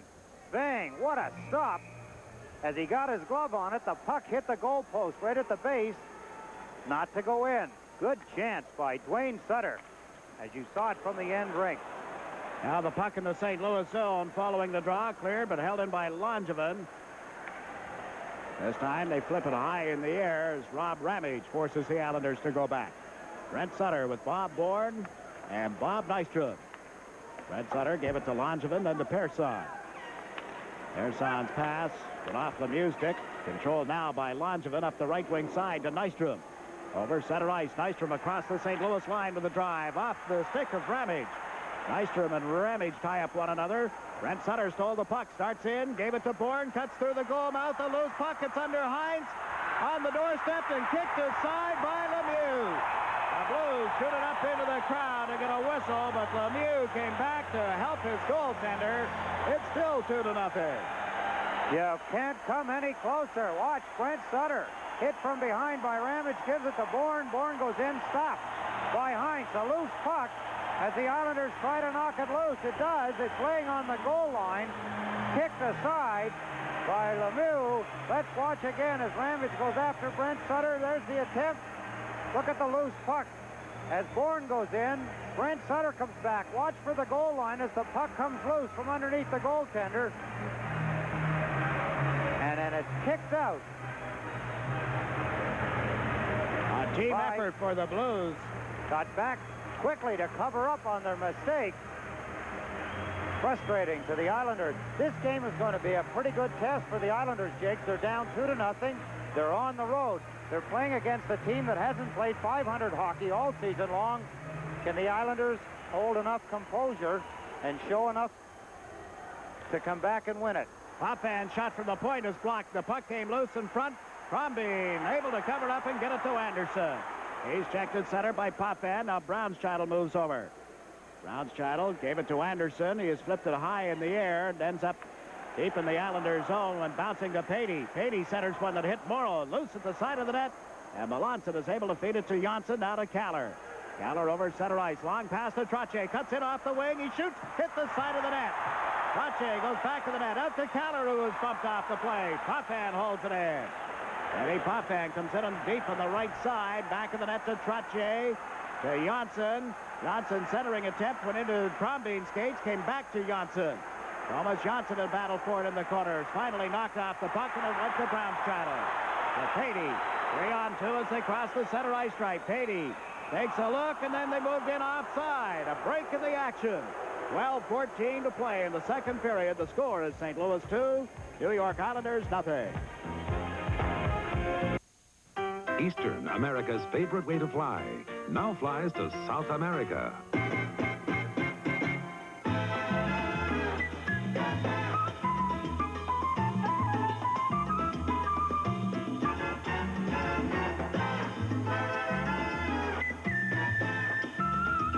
So if you want to get the most out of South America, go with the U.S. airline that flies to the most cities in South America. Call your travel agent or Eastern Airlines.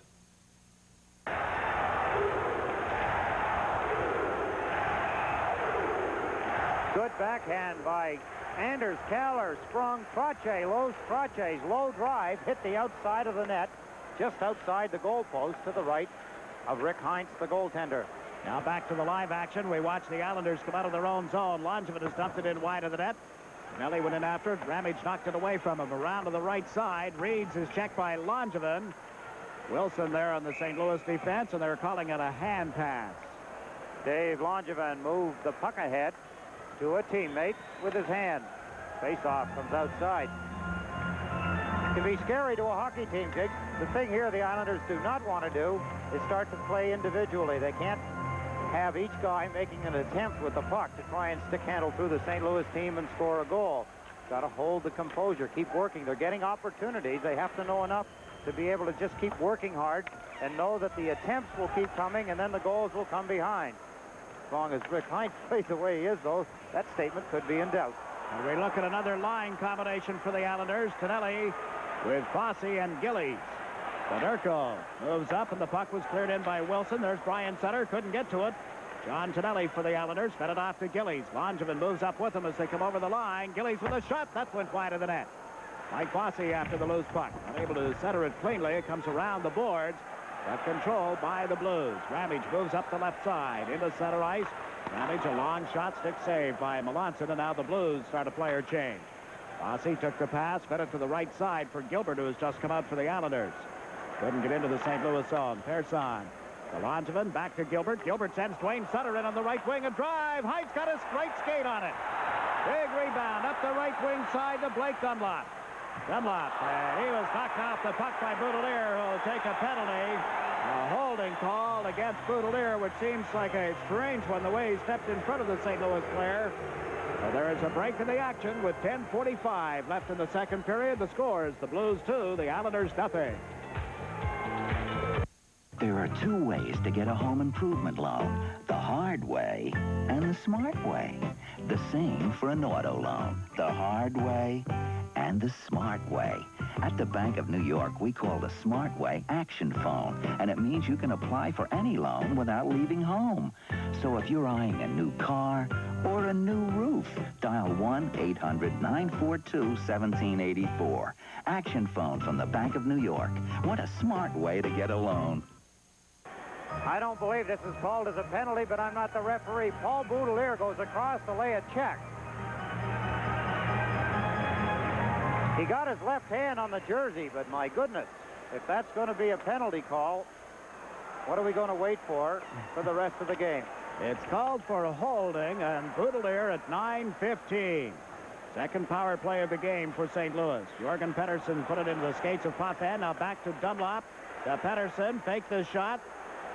Tries to get people moving around, succeeds in that, starts in, centered one that was blocked by Goring. And Trottier, excuse me, has cleared it out into center ice. Trottier brought the stick up, and the Islanders are going to be two men short. St. Louis in control of the puck. Pettersson over the line. It was poked away by Morrow. He did not control it. So St. Louis continues here. The goaltender starts out of the net. St. Louis in control of the puck. Fedorko in front, steered aside by Melanson, and now a penalty call against the New York Islanders. A slashing call goes against the Islanders. They're going to be two men short. A minute and 13 seconds still remain on Paul Boudelier's holding penalty. Well, they're calling it on Melanson for slashing. Trottier had brought the stick up, but did not get the call there. Apparently it happened behind the play, and Melanson is called for slashing. So the St. Louis Blues will have a two-man advantage for 1 minute and 13 seconds, barring any further penalties.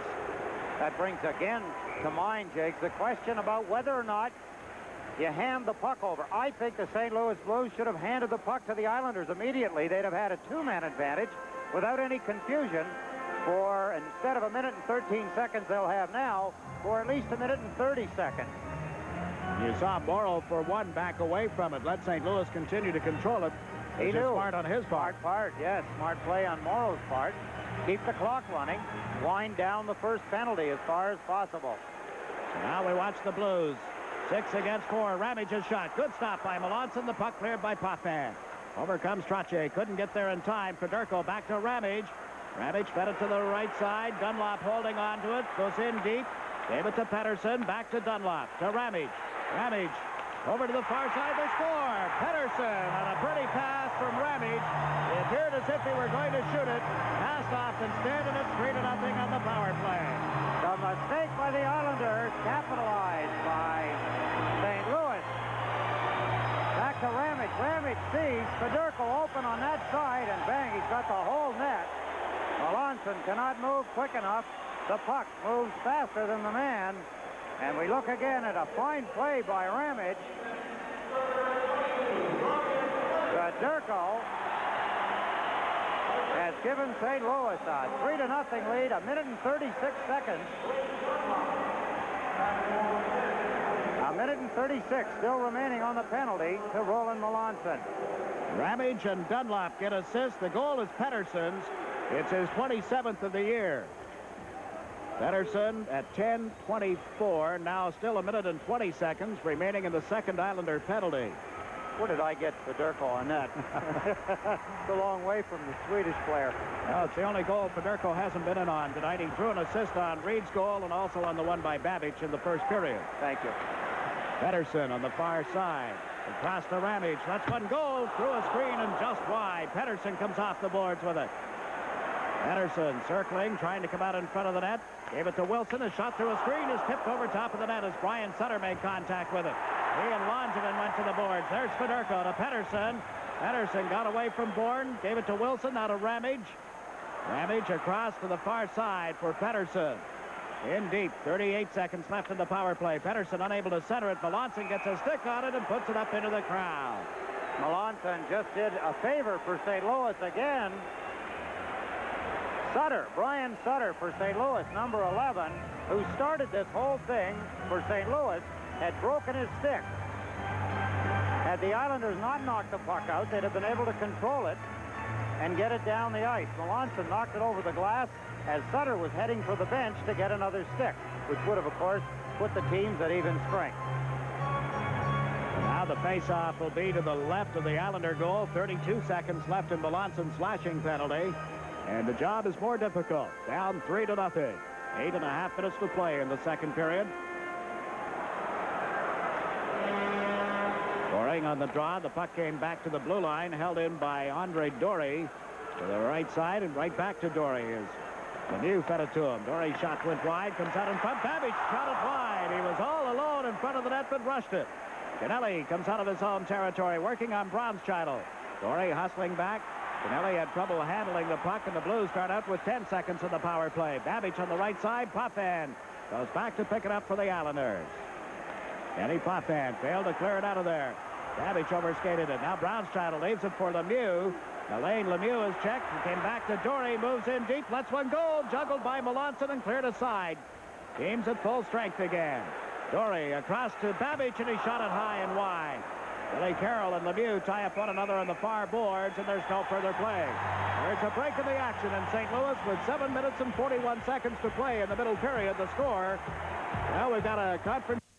Covering Terry Pate is a super opportunity for a photographer. If I win this tournament, I'm going to make you famous. I counted on my Canon AE1 program with all the features a pro wants to capture all the sides of Pate's game. Now it's your turn. I told you I was going to make you famous. The AE1 program makes the toughest shots simple. The Canon AE1 program. So advanced, it's simple. Canon, the official camera of the National Hockey League.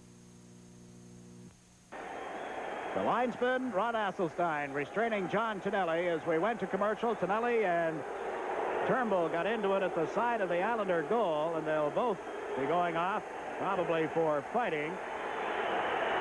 And maybe other penalties tacked on, but Harry Turnbull, who will be 24 tomorrow, number 9, heads for the box. John Tonelli has already moved in. Some excessive use of the stick around the net by Melanson, I have to feel, triggered that whole episode, Jake. Roland has been hacking away at guys, whether he feels that they're in too close on him around the goal crease during the 2-man advantage and the 1-man advantage that St. Louis was enjoying, or whether or not frustration has taken over in his part. Only he knows, but he was swinging away with the stick. Babbage twice was in, and the puck eluded him. The puck came to him, but it was bouncing. One he shot wide, the other he just misfired on altogether, as St. Louis get chances and chances again and again. But the Islanders get a break on the penalties, Eddie. Turnbull is drawing a double roughing penalty. Tonelli a single roughing penalty. They're assessed at 12-19 as you look at the penalty board. Jiggs, I made reference to the fact that Brian Sutter had started all this, and the way he started it was he hit Dwayne Sutter with a tremendous body check down in St. Louis's end of the ice. And until that point, the game was fairly tame. Not a lot of hard hitting. And when he did that, the whole tempo of the game picked up, and the end result were penalties, particularly the two, Melanson and Boudelier, and St. Louis scored another goal. Now Langevin has cleared the puck, but not out. Dory's shot went wide of the net. Comes back to Braunscheitel on this left side.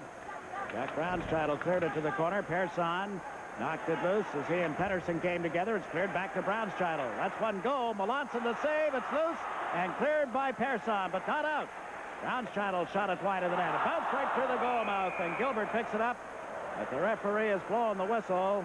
The goal has come off the pipes, the moorings, just to the left side of Roland Melanson.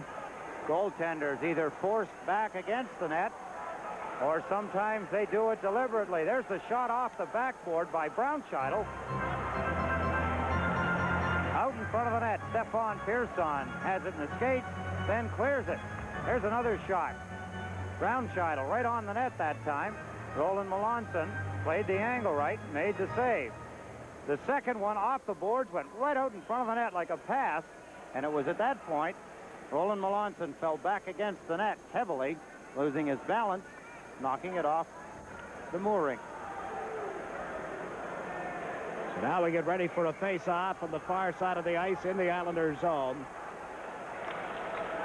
The draw came back to Ramage, shot it around the boards. Melanson had trouble with the back of the net as it came off the boards. Right out in front, we got in front of it.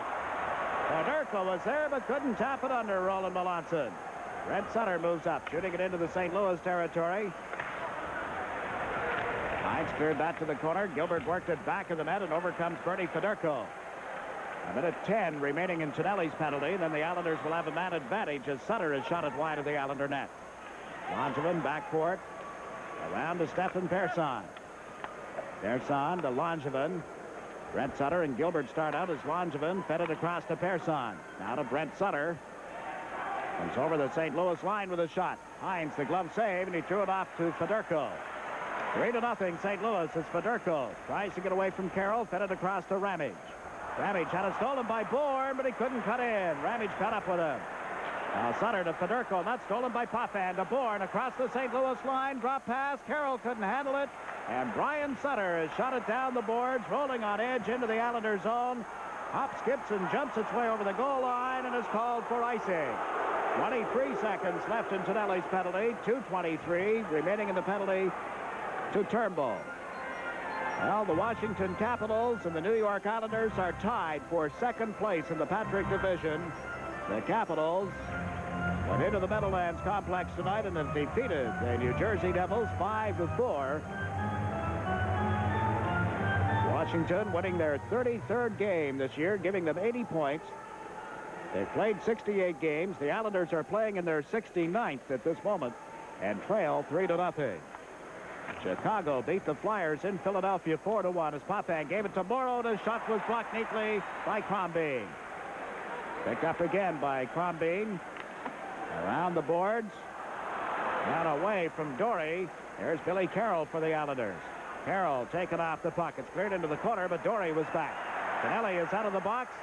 The Islanders with an extra man here. They had the play in the St. Louis zone, but it was cleared, and Morrow has shot it back in on a delayed offside. So Dory takes his time, brings it out over the line, and shoots it down the ice.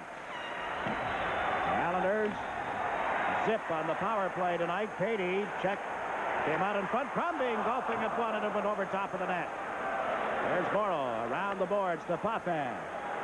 Danny Poffan up to Bossy. Couldn't make contact with the puck. Bossy, Trottier, and Gillies, the Islander forwards.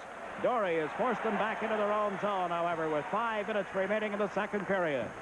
Morrow carrying the puck to Bossy. Takes a look, starts the rush. Bossy and it knocked off his stick, has to recover. Now up the left side to Denny Poffan. Poffan shot it into the St. Louis zone. Hines out of the net, left it for Ramage, cleared it, but not out. It hit his teammate Anderson. There's Clark Gillies. Anderson grabs a hold of him. Gillies able to get it back in the net. Trottier chases it. Trottier to the blue line to Persson. Into Trottier, but it's tipped off the stick and into the crowd. The gamble, Skiggs. The Islanders are gambling. They're gambling in their own end of the ice. That is not the place to gamble. You should be gambling in St. Louis's end, where they're having trouble getting the puck and getting control of it. A couple of times there. Crombeen left all alone in front of the net as Larry Patey dug the puck off the backboards behind and to the left of Roland Melanson, fed it out in front, and again the puck bouncing and rolling. Crombeen had lots of time, but the puck wouldn't sit still for him, and he blasted it over the net. Now Trottier with Gillies to the right, Bossy to the left. Some shoving going on between Ramage and Gillies as they lined up. The puck dropped. Trottier got it to Janssen to Persson. Persson across to Thomas Janssen. Comes in, gave it back to Bossy. Bossy with a drive. Hines got a piece of it. Here's Janssen on the far side to Bossy. Bossy slipped it over to Janssen on a slow pass. Back to Bossy. Bossy tees it up. He shoots. Hines makes the save there. Janssen comes off the corner board. Back to Bossy. Moves in. He shoots. That was blocked in front. Rolls loose, and the Blues are able to clear it out of there. Melanson way out of the Islander net. Cut it off to Janssen, who was first back. Thomas Janssen into center ice. Across the line, gave it to Trottier. Over to Persson. Now to Bossy. Mike Bossy to the right side. Bourne walks in, shoots. Hines robs him. Trottier's shot was blocked. Trottier robbed, and the puck comes back to Janssen. Janssen into Bossy. Once more to Janssen. He comes in from the blue line across to Persson. Persson to Janssen. Penalty is expired. Bossy a shot. Heinz the save. And again, the power play goes nowhere, and the puck has been cleared down into the Islanders' zone. Melanson out of the net. This is going to be called for icing as Janssen touches up. And a standing ovation for the Blues, who killed off yet another Islander power play. They love him already here in St. Louis, where he's back for the second time. Rick Heinz, 27 years old, Essex, Ontario. You see him, he just adjusted his equipment. Played at the University of Minnesota, Duluth. He belonged to St. Louis. They traded him away to Vancouver and then bought him back. There's Bourne being robbed. Look at Trache with the rebound. Ramage helps his goaltender, Heinz, as they knock the puck away. Helps to be lucky, and sometimes if you're good, the luck follows you along. 3-0, St. Louis leading the Islanders. Rick Heinz has faced 26 shots to this stage of the game.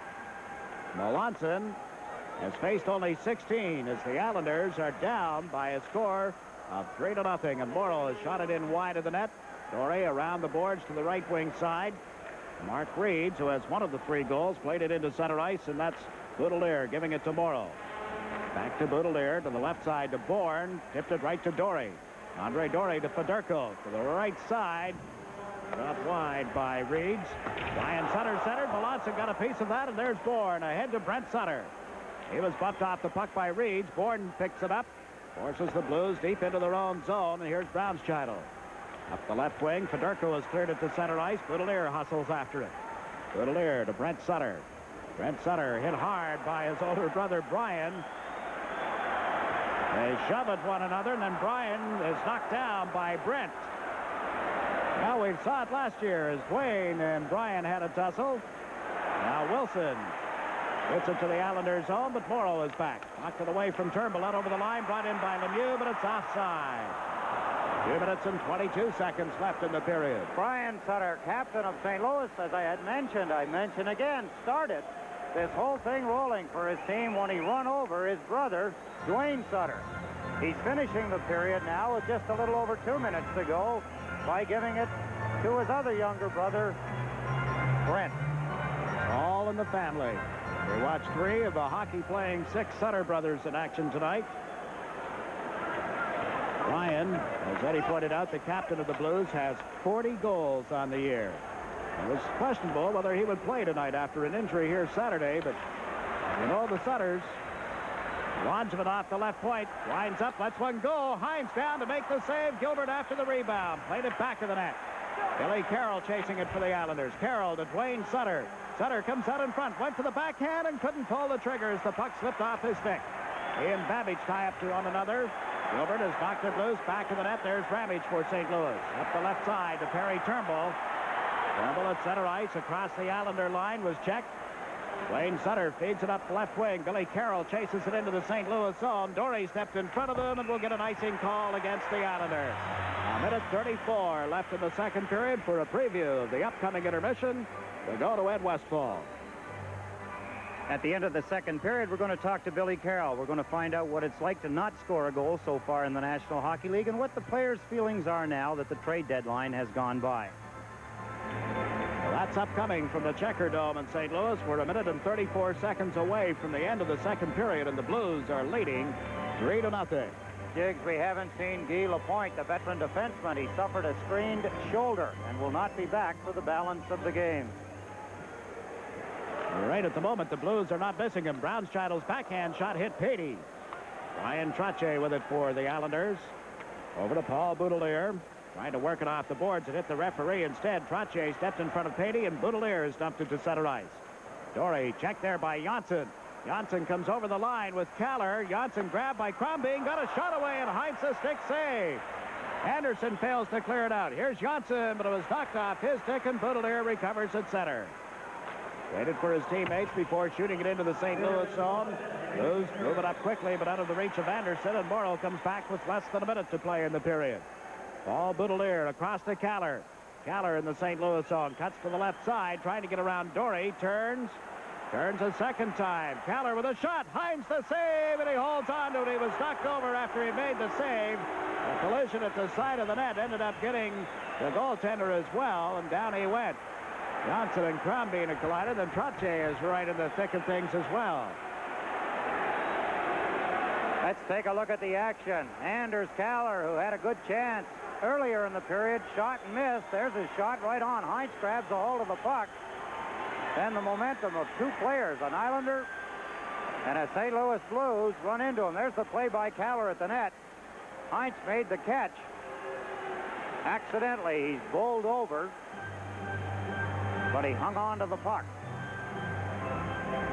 Be a pleasant surprise if he could continue this play, not only for the game, but also for St. Louis as they race for the playoffs. Now back to the hockey game after that quick scene from the Soaps. 43 seconds remaining in the period. The Islanders down 3-0. And another new face in the National Hockey League, although he's had a couple of cups of coffee, as they say.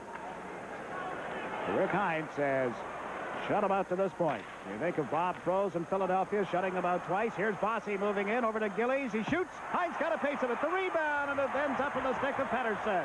Up the right side and out into center ice comes Pettersson across the line. That shot went wide. Ersan back for the Islanders. Left it for Potvin with 20 seconds left in the period. Breaking past the Bossy. Dealt it off to Gillies on left wing. Mark Gillies a shot into the chest protector, and Hines holds on. More than 30 shots now for the Islanders, but nothing has beaten Rick Hines. Quick shot. Gillies off the left wing side. Lets it go. It's up high. You see Hines go up and take it off his chest protector. The puck is loose only momentarily as he pulls it down. Mark Gillies again using Ramage as a screen. Got the shot too high. If he's going to score, he's got to keep the puck down low. Make Hines stop it. Give a rebound, if nothing else. 5 times this season, the Islanders have been shut out. 3 of those shutouts belong to rookies. Mentioned Bob Prose twice. The other one would be Corrado Mikolaev of the Detroit Red Wings. Eddie Meal and Gilles Meloche have registered the other shutouts of the Stanley Cup champions. Tonelli got the draw to Potvin. Back to Persson. His shot through a screen was blocked and ricochets up into the crowd. 9 seconds remaining in the period. It'll take sacrifices by St. Louis to beat the Islanders. They are so far 3-0. They're also sacrificing. Mike Crosby that time gets down in front of a shot from Stefan Persson. Toronto has battled back in Montreal. 3-2 Canadiens late in the third period.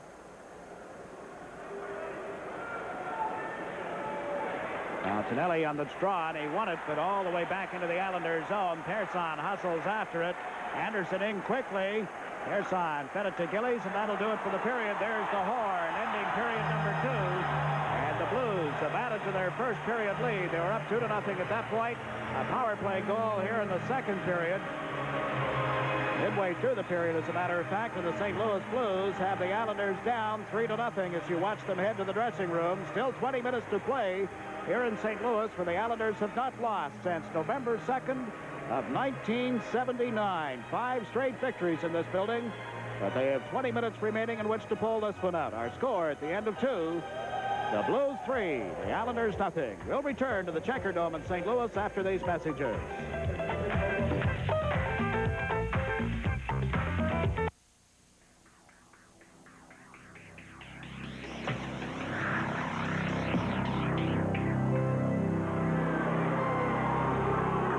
Protect everything but your ego, because they know how it hurts. They'll go for it again. The best never comes easy. That's why there's nothing else like it. Budweiser Light. Bring out your best. You gotta reach deep inside. Bring out your best. Budweiser Light. Bring out your best. Budweiser Light.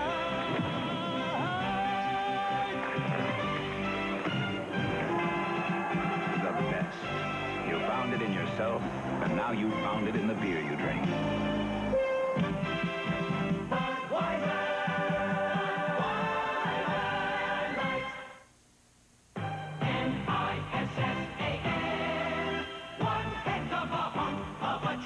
Introducing the brawny new Nissan 4x4 at your Datsun dealer. One heck of a truck. Nissan has on-demand four-wheel drive and wraps the bed in double steel walls. Here's wide clearance independent front suspension and the most powerful standard engine in its class.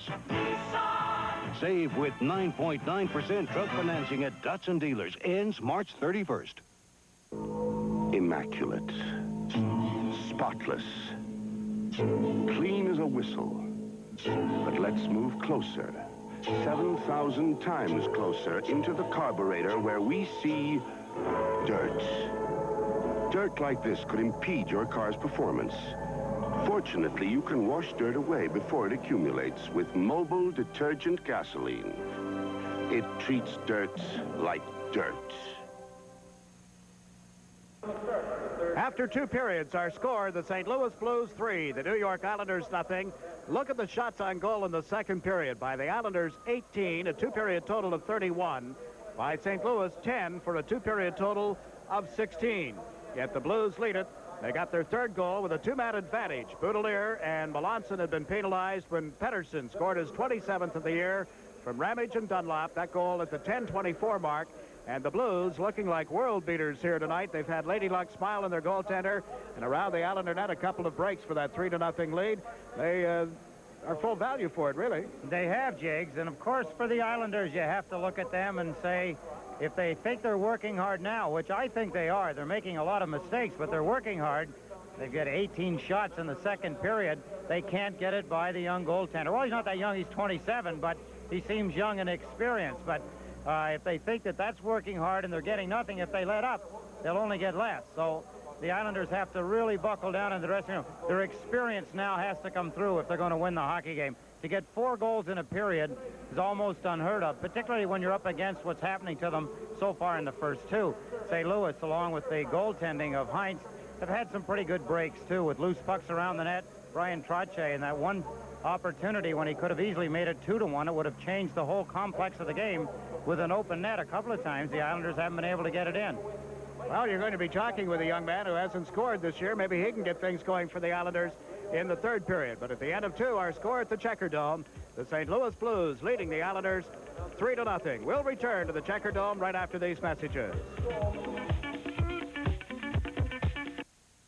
Yes, my company's operating balances don't earn a dime. What can the Bank of New York do for me? Manage your money so it makes you money with new Check Invest. I can't tie up operating funds. No problem. Check Invest links a regular business checking account to a money market fund. So I earn money market interest? Automatically every day. My bank doesn't have anything like Check Invest. Does yours? Check Invest, the first business checking plan that manages your money so it makes you money. Only at the Bank of New York. The airline that doesn't plan for the future may not have one. 5 years ago, Eastern saw the future in a remarkable aircraft. Now it's here. The new Boeing 757, the most advanced, most fuel-efficient commercial jet ever built. It's going to help Eastern hold down the cost of flying for years to come. We earn our wings for you, that's why we're Eastern, America's favorite way of life. You in a bad mood? I just hate talking in the morning. I'll let you shave. No, stay. You use Noxzema. Yeah, Noxzema gives me a great shave. It does something to condition my skin. It softens it. Huh? I can tell when you kiss me. Your face feels real smooth. Well, I guess it's the moisturizers. I hate talking in the morning, too. Noxzema medicated shave cream. Share the softness.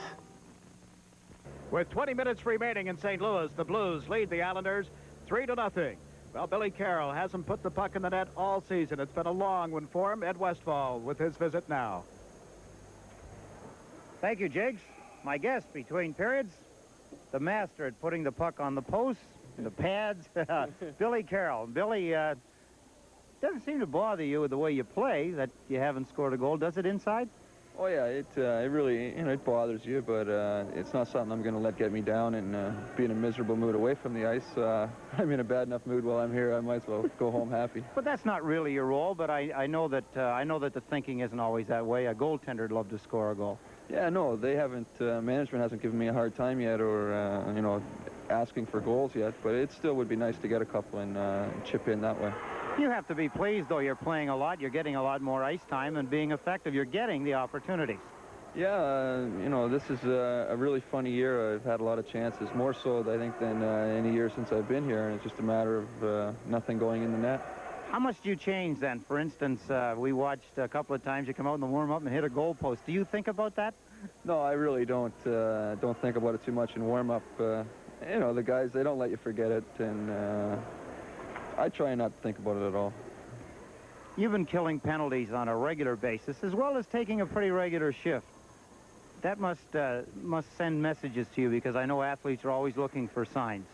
Yeah, it's right now we have extra players, and I think everybody's sort of just trying to stay in the lineup, and no matter where they play, whether it's left wing, right wing, or killing penalties, I think the main thing is as long as you're dressed right now, and hopefully I can stay dressed. How about the mood now? You've been to the dressing room, and obviously you're into a hockey game at this point with the interview. How about the mood in the dressing room now that the trade deadline is over and the Islanders stood pat? Well, everybody's really happy. Nobody wanted to leave the Islanders, and everybody's a lot looser. Hopefully now we'll start playing the way we can and forget everything that's happened to this point and start from here. Billy, a lot of times people, maybe underneath it all, would be relieved if they were traded in some ways. Obviously, no one wants to leave a defending Stanley Cup champion, but are the players hoping to either get the deadline over with or get a trade made just to get, you know, some relief so they can get on? Yeah, well, it's funny. I think maybe a lot of guys, if they do want to get traded, I think this is the wrong time of year to get traded. You've spent 70 games here, and playoffs are coming around, and you have a good chance of winning it. You might as well stay the rest of the year and worry about your trades in the off-season or whatever, but I can't say anybody's disappointed that they're still here. And the money's not bad for finishing, not so much for finishing, but the playoff chances. Yeah, that's it. You might as well give that a good chance, and this is the best place to do it. What do you see for Billy Carroll now coming down? You got the playoff stretch, playoffs. How about your career? What do you think about when you have a moment? Well, I've given that a lot of thought this year, and I've talked to management about it, and that's something that we're going to have to worry about later, and hopefully right now I'll just forget all that and try and win another Stanley Cup. Do you have a preference, Billy? Have you developed one as far as who you like to play with, who you feel comfortable with when you're out on the ice?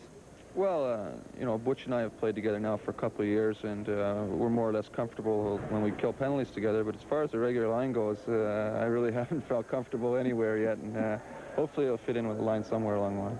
I want to know what the guys are saying to you now at this point in the season about your goal production. I don't think I have to tell you. No, I want to hear. Our fans would love to hear. Well, you know, they... Do they think now they'll give you the business about they'll be disappointed if you do get one? No, one of them gave me a puck in practice the other day for the first, but other than that, no, they come up with all the lines, and it's something new every day, and it's just a matter of having a lot of fun with it right now. I even have a lot of fun with it, so it doesn't really bother me. Let me get back just a minute, Billy, to the aspect of trades. Do the players, or have the players prior to today, either started some of their own rumors or made up what they think might happen? No, it seems to be a lot of the time, it seemed to be the same names popping up in different trades. And what were some of them, just by chance? Well, no, like we came in here today and they had Dennis and Stefan and Anders Keller going to Pittsburgh, and those three guys were a little worried. And then you read another paper and it would be a couple of different guys, but we try not to go on that. I remember Dwayne and Brent Sutter got their names into a rumor, and that was all started from guys just fooling around and having a good time with it, and it got into all the newspapers. Did you start the rumor? No, it wasn't. I am told that you're the kind of guy that would do that. No, not to those two. Billy Carroll, I hope that by the time this is aired that you'll have had your first goal, and if it doesn't, I hope it comes in the third period or sometime soon, just to make you feel better and all of us. Oh, thank you very much, Eddie. Thanks for coming by. Okay. Now back up to you, Jakes. Tonight's guest will receive the original members-only strap collar racing jacket. It's today's most exciting, most wanted jacket. Members only. When you put it on, something happens at fine stores everywhere. Well, Billy Carroll has not scored to this point, and the Blues lead the Islanders 3-0 after 2 periods. We'll return to the Checker Dome following these messages.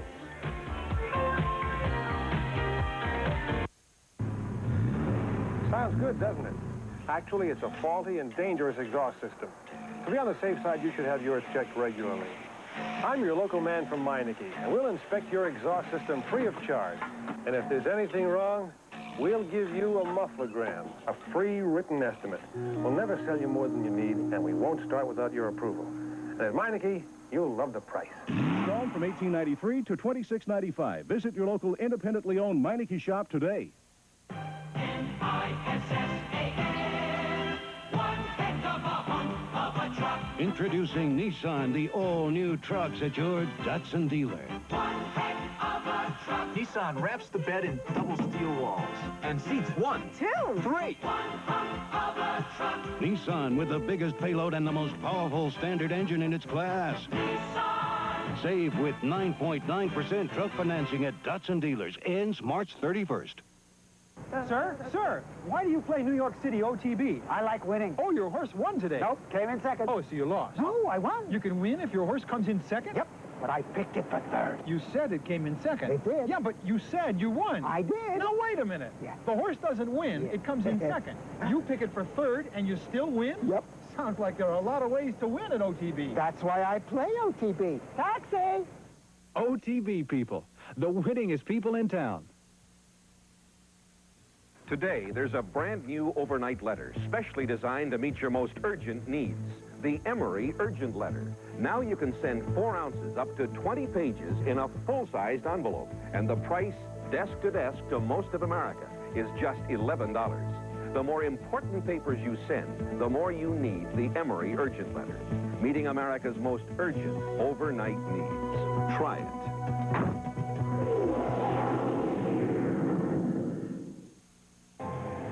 The only goal in the second period came while the Islanders were 2 men short. Power play goal by Pettersson.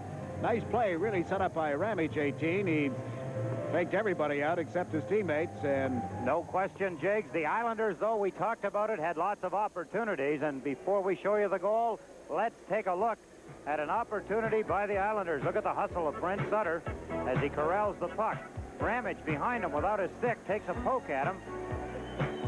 Brent Sutter. Look at Bourne as he swoops in. Heinz knocked the puck away. The rebound to Brent Sutter. It went underneath Heinz. Bob Nystrom loosened the puck up. Now watch where the puck comes out. There it is. Look at that save. You think defensemen don't help goaltenders? Fine move by the defenseman, Vigneault. And here's the goal. There's Ramage. What a pretty pass right there. Bang, it's in that quickly. And Pettersson, his 27th goal of the season from Ramage and Dunlop at 10:24. Islanders, 2 men short at the time, made the score 3-0. Let's look again. There's Pettersson behind the net and to the left of Roland Melanson as he passes the puck across to Dunlop, to Ramage, back to Pettersson, and that quickly, it's in the net, 3-0. At 10:24, 18 shots for the Islanders and no goals in the second period. As you look at Rick Heinz getting ready for the third period. He seems to have a lot of trouble with his equipment. About 4 times in this hockey game during the periods, he's had the gloves off and been trying to adjust some part of his equipment. He's hopped up and popped up. And while he's getting ready, I have time to tell you that this copyrighted telecast is presented by the authority of the New York Islanders. And it's intended solely for the private, non-commercial use of our audience. Any publication, reproduction, retransmission, or other use of the pictures, descriptions, and accounts of this game without the express written consent of the New York Islanders is prohibited. As you pointed out at the end of the second period, the Islanders have worked hard, 31 shots on goal. You kind of get the feeling watching the game that an Islander goal could open the floodgates. Oh, yes, and the thing here you have to watch right from the beginning of the period, Jiggs, is to see the reaction of St. Louis. Now, they're going to talk about in the dressing room about playing the Islanders in their end of the ice. Let's keep the puck moving in the direction of the Islanders' net because we know and we respect the fact that the Islanders can score goals, and we can't expect the young, Rick Heinz, the 27-year-old goaltender, to stop another 18 shots. We've got to limit the shots, none if we can, but let's play the Islanders in their end of the ice. For the Islanders, they've got to make the gambles, but as I had pointed out in the second period, you can't make them in your end of the ice. You've got to make them going into St. Louis's. Thomas Janssen is on the left side. Trottier at center ice. Kaller on the right wing for the Islanders. Potvin and Morrow together on defense. Kaller fed it just out of the reach of Janssen. And the Blues dump it out of their own zone. Here's Potvin with it at center ice. Kenny Potvin pulled it away from Patey and then backhanded it wide of the St. Louis net. Ramage around to the right side. Johnson got a stick on it, comes out in front of the net. Johnson turns. The shot hit Trottier. Came bouncing out in front, and there's Patey. Patey into center ice. Fires a long shot wide of Roland Melanson. Potvin picks it up. Failed to clear it out. Larry Patey for the Blues. Backhanded it wide. Comes right out in front again, and Potvin knocked it away from Crombie to Kaller. Kaller fed it to Trottier as he crossed center ice. Back to Kaller. Pass was out of the reach of Trottier. And Brownscheitel moves into center ice for St. Louis. Got a hit from Trottier, and the Islanders, in the middle of the player change, have sent Morrow back for the puck. Kenny Morrow. The Trottier, Gillies and Bossy are on the wings. Trottier shot it in right on target. Now he is replaced by Tonelli. Here's Brownscheitel. His pass cut off by Bossy. Picked up by Tonelli. Over to Gillies. Gillies a shot. That went high and wide. Bonjamin moved in off the point, but Reeds was there to knock it away from him, and Persson takes over at the center ice stripe. Back to Gillies, to Bossy. Bossy comes over the line, shot it in around Brownscheitel, but Dory was back. Andre Dory has cleared it to center ice. A break for St. Louis as Sutter picked it up. Gave it to Paterko. To Sutter, and it hit Persson. Came loose in front. Melanson makes a save off Reeds and holds on. St. Louis quickly down the ice. Islanders are gambling. You can tell that because St. Louis, a 3-on-2 break. Paterko, his backhand pass broken up. Melanson ends up with the puck. When you gamble in the other team's end of the ice, you have to give up 3-on-2s. That's part of the gamble. That's the chances you take when you're down 3-0 with 18 minutes and 22 seconds remaining in the third period. Now from the face-off, the puck going wide. Melanson came out to cut it off, gave it to Gillies. Gillies over to Persson. Stefan Persson to Tonelli. Shot it in to the St. Louis zone. Hines the save. Got it to Brian Sutter to the blue line. Persson for the Islanders. Worked it to the corner. And there is Ramage around to the right side. Reeds clears it to center all the way down into the Islanders zone. And Persson will go back to touch up for an icing call. Well, the Toronto Maple Leafs came back to get a 3-3 tie in Montreal. That is not good news for St. Louis, although they lead the Islanders 3-0. Toronto at this moment is within 2 points of the Blues. Detroit is idle, one of 3 teams not playing tonight. Of course, the other thing, Jags, that you have to remember is that Toronto has 3 less games that they've played, 3 less than St. Louis. Of course, St. Louis, bottom line, they win their own games. They don't have to worry about it. But Toronto has been on a tear now since Nyland, the young defenseman, their first-round pick, returned to the lineup. He seems to have that kind of an influence on Toronto. He hasn't built up the scoring stats, but he has certainly got the team going. Brent Sutter tried to move in, but couldn't get around Vigneault. And now Babbage comes down right wing. A long shot. Pad save by Melanson as he was rushed. Comes right out in front. They scored! Tapped in between the legs of Melanson as Perry Turnbull has given the Blues a 4-0 lead. A big birthday present a day early for number 9. His 25th goal of the season. Roland Melanson made the save. Here's the shot by Wayne Babbage. It's right on. Melanson easily made the save, but look where he left the rebound. Ken Morrow tried to clear it, and he hit Perry Turnbull. Turnbull from a tough angle with Morrow trying to check him. Jammed it off the skate of Roland Melanson, and it's now 4-0 for St. Louis. Tough break for the Islanders, but not clear the puck. And Turnbull gets his 25th of the season. Cisco to Babbage and Wilson at the 2:20 mark. So it's 4-0 as we watch Babbage come out of the St. Louis end of the ice. Shot it wide of Melanson. Paul Boudelier has cleared it. Away from board, and Dory hustles back. Let it go to Brownscheitel to this right side off Babbage. Babbage checked at the St. Louis line. Brent Sutter into the corner for Dwayne. Dwayne Sutter centered. That hit Brownscheitel and bounced away from Gilbert. Gilbert got a piece of Turnbull. Perry Turnbull checked now by Gilbert to Brent Sutter. Trying to come out in front. Was knocked off his stick. Back to Dwayne Sutter and a shot. Oh, and the goaltender Hines just got a piece of it. Babbage covers up by shooting it down into the Islanders' zone. Just over the goal line.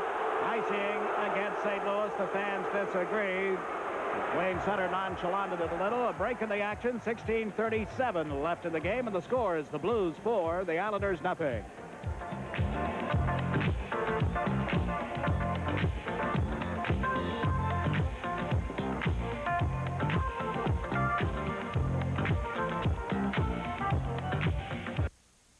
2 ways to get a home improvement loan. The hard way and the smart way. The same for an auto loan. The hard way and the smart way. At the Bank of New York, we call the Smart Way Action Phone, and it means you can apply for any loan without leaving home. So if you're eyeing a new car or a new roof, dial 1-800-942-1784. Action Phone from the Bank of New York. What a smart way to get a loan.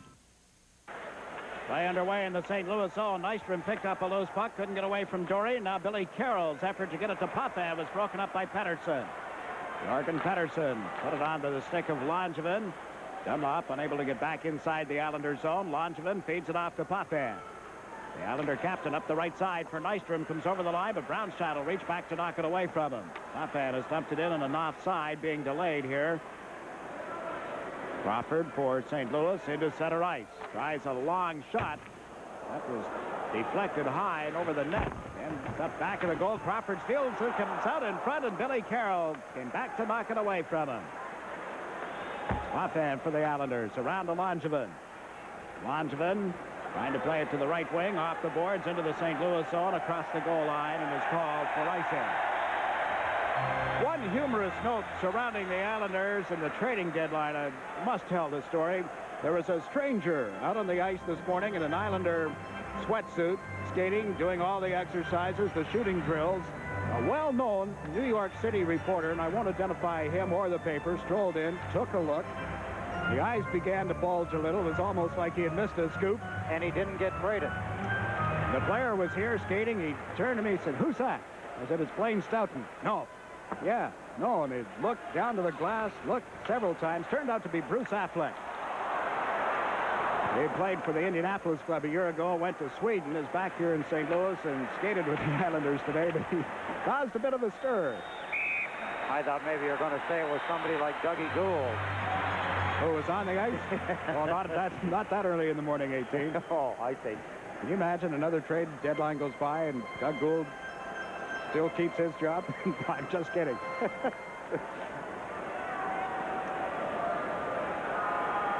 Bruce Affleck caused a little stir here. He may end up playing with Indianapolis for the balance of the season, I understand. Fred Creighton is here, by the way, along with 4 of his Indianapolis Checkers. They continue to lead the Central Hockey League. Only 2 points between they and the second-place team as Trottier and Morrow have converged to freeze the puck deep in the Islanders' zone. We still have 15 minutes and 13 seconds left in this game. St. Louis loves to play in the Islanders' end of the ice. They love to freeze the puck and have all the face-offs down on either side of Roland Melanson. That's not the game plan for the Islanders. First period, 13 shots. They had 18 shots in the second period. They've had 1 so far here in the third. Blues out shooting them 3-1. Trottier on this face-off against Patey. Ends up back of the Islander goal, and Morrow around to the left side now to Janssen, ahead to Trottier. DeCaller on right wing, comes over the line, working on Ramage, put on the brakes, but lost the puck. Patey will pick it up. Harry Patey hit hard by Trottier. A pile up back of the net. The puck loose as they go body against body, and Trottier gets away with it. Trottier to Janssen. He's shooting, blocked by Heinz, who dives on top of the loose puck and holds it. You watch for the little signs of frustration. Brian Trottier trying to lead his team into a more intense third period. He went after Patey behind the net. There's Thomas Janssen's shot up high. Heinz made the save. Janssen there. Trottier right in behind him as they look for a loose puck or try to jar it away from Rick Heinz. Right now, he must look like a Mack truck to some of the Islanders standing in that net, Jake. The puck just does not want to get away from him or in behind him. They've been close, but no cigar. Now Dory comes from back of the net, up the right side. Federico at center, shot it in, offside as it went off Ryan Sutter's stick. So the face-off in the center ice zone. Ryan Sutter was hit on the back of the neck. The puck striking him Saturday night here in St. Louis, the game against Montreal. He was carried from the ice, hospitalized. They felt that he wouldn't play until at least the weekend, but he has not missed a game. I don't think he's missed a shift tonight either. A transient concussion to the spinal cord is what he is suffering from. Obviously, he's not 100%, but he's playing like he is. Now Gillies on this left side. Over to Persson to John Tonelli. Tonelli across the line. Dumped it into the corner. That's Bossy. And after it, Bossy put it out in front. And the puck ends up in center ice for Persson. Persson to Bossy. Knocked off his stick. Reeds managed to get it to Dory. Came over the line. Langevin lined him up for a hit. Reeds with the puck. Across to Fedorko to Sutter, and his drive off the shoulder of Melanson. Here's Reed centering the puck. Sutter a drive. That hit Persson. Langevin for the Islanders up the left side to Gillies. Gillies flips it down into the St. Louis zone. A race for it. Brownscheitel will get there ahead of Bossy. And icing is called against the Islanders. 13:49 left in the final period. There's a break in the action. The score, Blues 4, Islanders nothing. Of the best-selling motor oils today, 14 now save gas. But only one saves gas. Offers cold weather starting down to 35 degrees below zero. And the best engine protection under extreme heat. In fact, the best engine protection you can give your car. Only one. Mobile One. Pretty good third period so far for the St. Louis Blues. While there's still 13 minutes and 40 seconds left to play in it, they've controlled the game pretty good. Now Potvin for the Islanders has fed it off to Morrow on the right side. Comes over the line with a shot. Heinz to save. Dropped it into the top of his pads and has been able to smother it. Ken Morrow's quick wrist shot catches in Heinz pads in the top of his left pad. Here's the shot by Ken Morrow. There's the stop. Heinz loses sight of it. He knows it's around his leg somewhere. You see him put his glove behind, locks his legs together. He does not want to make a move toward the goal line because the puck might pop out and go across it. Brent Sutter ready to take the face-off. Wayne Sutter on the right, Bourne on the left. Wayne Sutter came in to pick it up, lost it. Recovers, got it to Bob Bourne, went to the backhand to Brent Sutter, and Heinz dove in front of it. Bourne unable to center as Ramage cut it off and has shot it down into the Islanders zone. Melanson out of the net, lets it go. Potvin gets back first, and that'll be icing against St. Louis. Close call. Heinz does it again. What a night he's having. Probably the best one of his career. His career hasn't been that long. Wayne Sutter to Bourne. Now watch Heinz right here as Bourne tries to pass it to Brent Sutter. Out goes Heinz. Right arm with the stick in it. Breaks up the play. Ramage is also there to help. Ramage is diving out. There's the play by Bourne. It's Ramage that actually got his stick on it. Heinz was in behind to back him up. St. Louis foil another good attempt by the Islanders. Heinz 0-2-1. No wins, 2 losses, 1 tie, a 5.32 goals against average. And he has blanked the New York Islanders on 35 shots to this day. Persson moves in off the right side to Dwayne Sutter. A shot blocked in front, picked up by Bourne. Back to Langevin. Into Bourne. Bourne trying to slip the check of Dory. The puck came loose. And Turnbull takes control for the Blues. Harry Turnbull out to Babbage. A hand off the stick of Lemieux. He recovered around Langevin, and his shot was deflected by Persson. Here's Langevin for the Islanders to Bourne. Bourne over to Persson. Stefan Persson ahead to Brent Sutter. Dory broke up the pass. His long shot was wide of the net. Bounces out in front of Melanson. Fades it off to Langevin. Dave Langevin trying to outskate Lemieux. Comes into center ice. Across the St. Louis line. Shot it in and took a hit from Crawford. Brownscheitel back of the net. To the right side for Crawford. He gave it to Lemieux, and the Blues feed it quickly to Pettersson. He moves in, shoots, he scores! Not an Islander on his feet. Some of them would have argued, Bob Bourne is, that it was possibly offside, unless he's got something going with one of the St. Louis Blues. Rick Wilson. Wayne Sutter is upset. Let's take a look as we watch Lemieux. A nice little slip pass. Pettersson goes in, goes quickly to his left, and beats Roland Melanson for his second goal of the game. Let's look again, this nice little slip pass. Lemieux. Pettersson could have been offside. I wouldn't argue the point, Jiggs, but it was very close at the blue line, but not close there as he gets his second goal of the game, his second goal of the period. his 28th goal of the season, and it's 5-0 St. Louis over the Islanders. And then the sticks came up. Bob Bourne appeared to attract the attention of referee Hogarth. Wayne Sutter had a lot to say, but in the meantime, it is 5-0 St. Louis.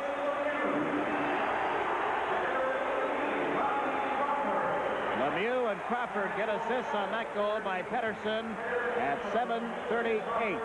No penalties. Teams at 6 aside. Carroll between Nystrom and Gilbert. Baudelaire and Morrow on defense. It was borderline. Close call as far as offside, but no whistle. Billy Carroll has shot it wide of the St. Louis net. Held in by Gilbert. Gilbert slips a check back of the net to Nystrom, and the pass out of his reach. Bobby Nystrom into the corner for Carroll. Up to Nystrom on the backhand. He couldn't handle the puck, and the Blues have forced the Islanders into center ice. Morrow off the boards. He hit one of the Blues, came over the line on a delay, and now Billy Carroll brings it to center ice. Across the St. Louis line, Carroll is knocked down. His glove ended up in the crowd, and the puck is controlled by Crawford. Andy Crawford to the left side. Morgan Pettersson, who is just back in the lineup tonight after missing 6 games, and has pumped home 2 for the Blues. Here he is again into the Islanders' zone. Billy Carroll rode him into the boards. Baudelaire controls the puck. All Baudelaire turning. There's a delayed penalty in effect against St. Louis. Melanson gets to the Islander bench. Carroll played it across to Morrow, now to Nystrom. Nystrom shot it into the St. Louis zone. Morrow going in after it. He's beaten to the puck, and there will be a penalty against the St. Louis Blues. A tripping call. A break in the action with 11:17 left in the hockey game, and the score, St. Louis 5, Islanders nothing. Now, only Chrysler Plymouth gives you 3 ways to save. 1, the only 10.9 financing on many new 83 American-built front-wheel drive cars. 2, 10.9 financing on many new 82s and $300 to $600 back. 3, every new American-built Chrysler and Plymouth comes with 5-year, 50,000-mile protection. 3 ways to save, only at your Chrysler Plymouth dealer. See him today. Get 10.9 financing on new 82s and 83s.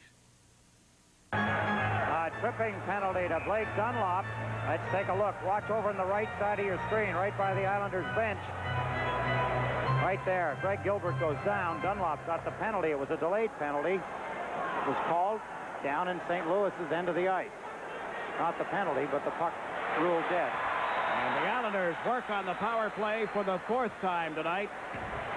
They're out shooting St. Louis 35-22, but trail 5-0. Crawford up to Gillies, to Trottier. Trottier sends Pearson in on the right side, trying to come around Brownstrattle. Can't do it. Pearson knocked down, cleared the puck, but Patey was there. Keller knocked it away from him. And now it's deflected into the crowd off Brownstrattle, and there will be a face-off in the Blues zone. They're going to bring it outside the line. Went off an Islander player, Jake, deflected.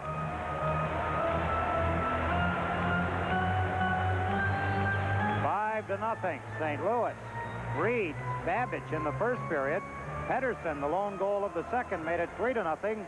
Turnbull and Pettersson again, here in the third, have run it up to 5-0. We'll be with you again on Thursday night here on WOR-TV, beginning at 7:30 New York time. The Islanders and the Pittsburgh Penguins. The Islanders lost both games in the playoffs in Pittsburgh last year, were defeated there on New Year's Day. So Thursday night, 7:30, the Islanders and the Penguins. Stefan Pearson out of his own zone. The Islanders with the man advantage. He got it to Janssen. Back to Pearson. Comes over the line, trying to get in around Dory. Fed it to the blue line to Gillies. Across to Janssen. Janssen centers. Trottier went to take a shot, but the whistle has sounded. Now we've got a penalty call here against the Islanders, obviously. Clark Gillies is going to get a slashing penalty, nullifying the power play. Dunlop still has 1 minute and 9 seconds on his tripping penalty, and Clark Gillies joins him in the penalty box. So the 51 seconds amounts to a power play. 4 times the Islanders have been shut down with a man advantage. Teams at 5 aside now.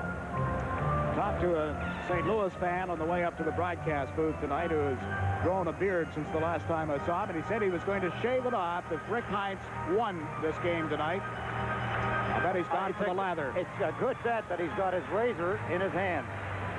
Still 10:26 remaining. The Islanders trailing 5-0. Pearson to Keller. Lost it.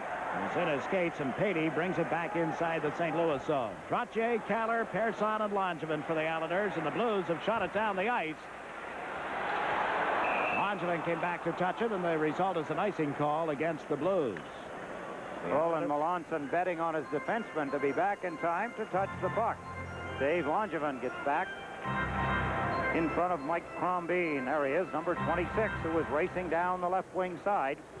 Stefan Pearson and Dave Langevin, both Islander defenders, going back quickly. Los Angeles and Calgary are deadlocked at 2 apiece in the first period. Lanny McDonald's got his 57. Beers has scored his 8. Evans and Wells have scored for Los Angeles. And here, Jorgen Pettersson has 2. Turnbull, Babbage, and Reed's the other goals, and the Blues are leading the Islanders 5-0. The Islanders have been shut out 5 times in 50 games. They're facing a 0 on the board for the 6th time this season.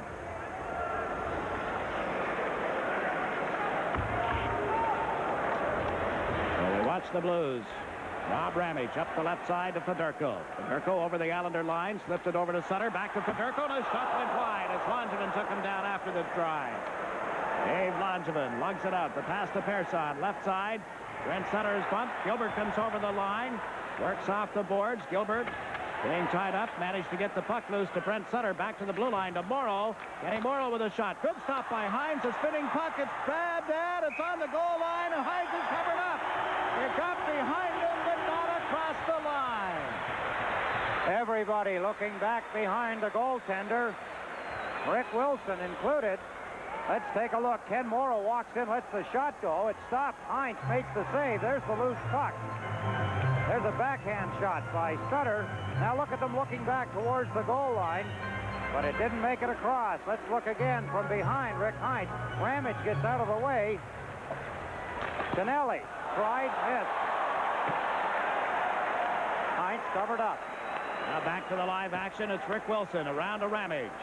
Ramage up to Sutter. 5 seconds left in the penalty against Dunlop, and then the Blues will have a 50-second man advantage, as they do now. Morrow took Billy Carroll. Carroll and Goring with Potvin and Morrow as they came over the line. Babbage came back to pick up the puck after Brown's title and knocked Carroll off his pins. Gorey to the left side. Brown's channel out to center ice. Dumped it in wide of Melanson. Babbage and after, and he shoots Melanson the save, and the puck is cleared at the defense. Well, the Blues cover up at center ice. Gorey over to the left side. Here's Turnbull with a shot. Melanson the save. He comes out of the net to clear the puck into the center ice area. And all the way down into the Blues zone as it got away from Lemieux. 14 seconds left in Gillies' penalty time. 8:35 left in the game. Andre Dorey to Brownscheitel. Out the right side to Babbage to Lemieux. Comes over the line. Alain Lemieux chased by Potvin. Kenny Potvin falling, had the puck beneath him. Recovers his balance. Played it to the side of the net. Melanson into the corner. There's Babbage. Teams at 6 aside again. Lemieux tries to find somebody out in front. Brings the puck out himself, turns, centers. Turnbull all alone, shooting, he scores!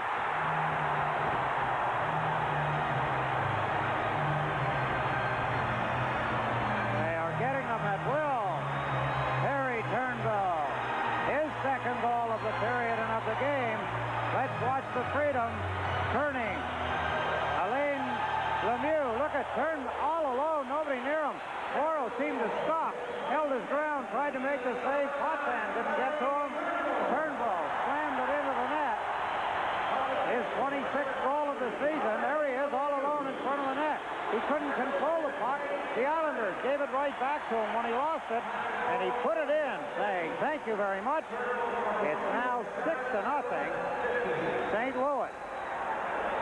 Lemieux gets the only assist. So now Turnbull and Pettersson each with 2. And it's 6-0. Rossi to Trottier on the right side. Gilbert came over to take the puck away from Anderson. Gilbert to Trottier. The shot went wide. Ends up in the right corner, and it's cleared off Langevin and down into the Islanders' zone. Persson hustling after it. Ahead to Langevin.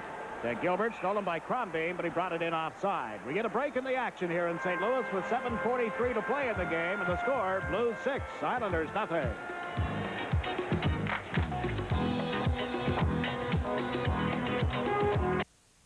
Yes. My company's operating balances don't earn a dime. What can the Bank of New York do for me? Manage your money so it makes you money with new Check Invest. I can't tie up operating funds. No problem. Check Invest links a regular business checking account to a money market fund. So I earn money market interest? Automatically every day. My bank doesn't have anything like Check Invest. Does yours? Check Invest, the first business checking plan that manages your money so it makes you money. Only at the Bank of New York. Getting ready for a face-off just outside the Islander blue line. This crowd, probably in the neighborhood of 12,000, 13,000, enjoying what they're watching. They saw their Blues come close to a victory over Montreal here Saturday night, only to go down to defeat. And tonight they have a 6-0 lead over the Stanley Cup champions, a team they haven't beaten here since 1979. Persson came over to clear the puck. Crawford held it in. The Islanders sent Persson back for it. Stefan Persson to Langevin. Anderson in to bump him after he made the play to Bossy. Bossy comes over center ice. Got it into the St. Louis territory. Down channel with it around to the far side. It got away from Gillies, and Morrill will recover at center ice. Bossy is replaced by Tonelli as the Islanders change on the fly. They've dumped the puck into the St. Louis zone. Heinz played it around to the far side. Hit Kaller, and now it's cleared by Dory. Dunlop over center ice. Shot it wide of Roland Melanson. In quickly is Crawford. A drive. Melanson got the catching glove on it. It comes to Gillies on left wing. Art Gillies back to Janssen. Janssen. Gillies moved it up to Kenny Morrill. Morrill sends Tonelli across the line. The pass to Janssen. In deep. Put it out in front off Kaller's stick. Blake Dunlop has it for the Blues. Kaller came over to knock it away from him. Took it out of the skates of Pettersson. Gave it to John Tonelli. Tonelli is passed to Gillies. Off the mark. Here comes Crawford. Crawford over the Islander line. Trying to work in around Janssen. A quick shot. Melanson, the glove save, and he dropped it off for Morrill. Right side to Kaller. Anders Kaller, rink wide, off the boards to Tonelli, comes over the line. John Tonelli held the puck, gave it to Bob Bourne. Bourne out in front, Tonelli a drive, Heinz got a pace of it. Tonelli chases it to the corner, knocked it away from Ramage. Fedorko was there for St. Louis, got it to Wilson. Rick Wilson around the boards, Tonelli and Ramage still in one another's grasp. Here's Bourne to Kaller.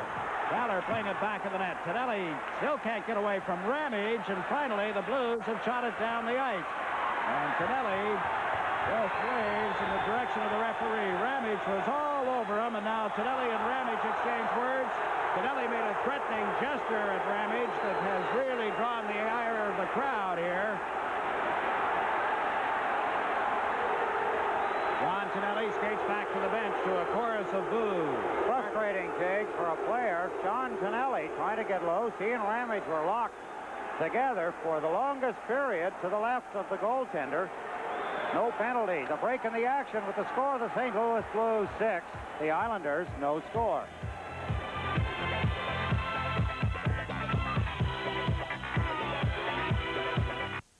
Now, only Chrysler Plymouth gives you 3 ways to save.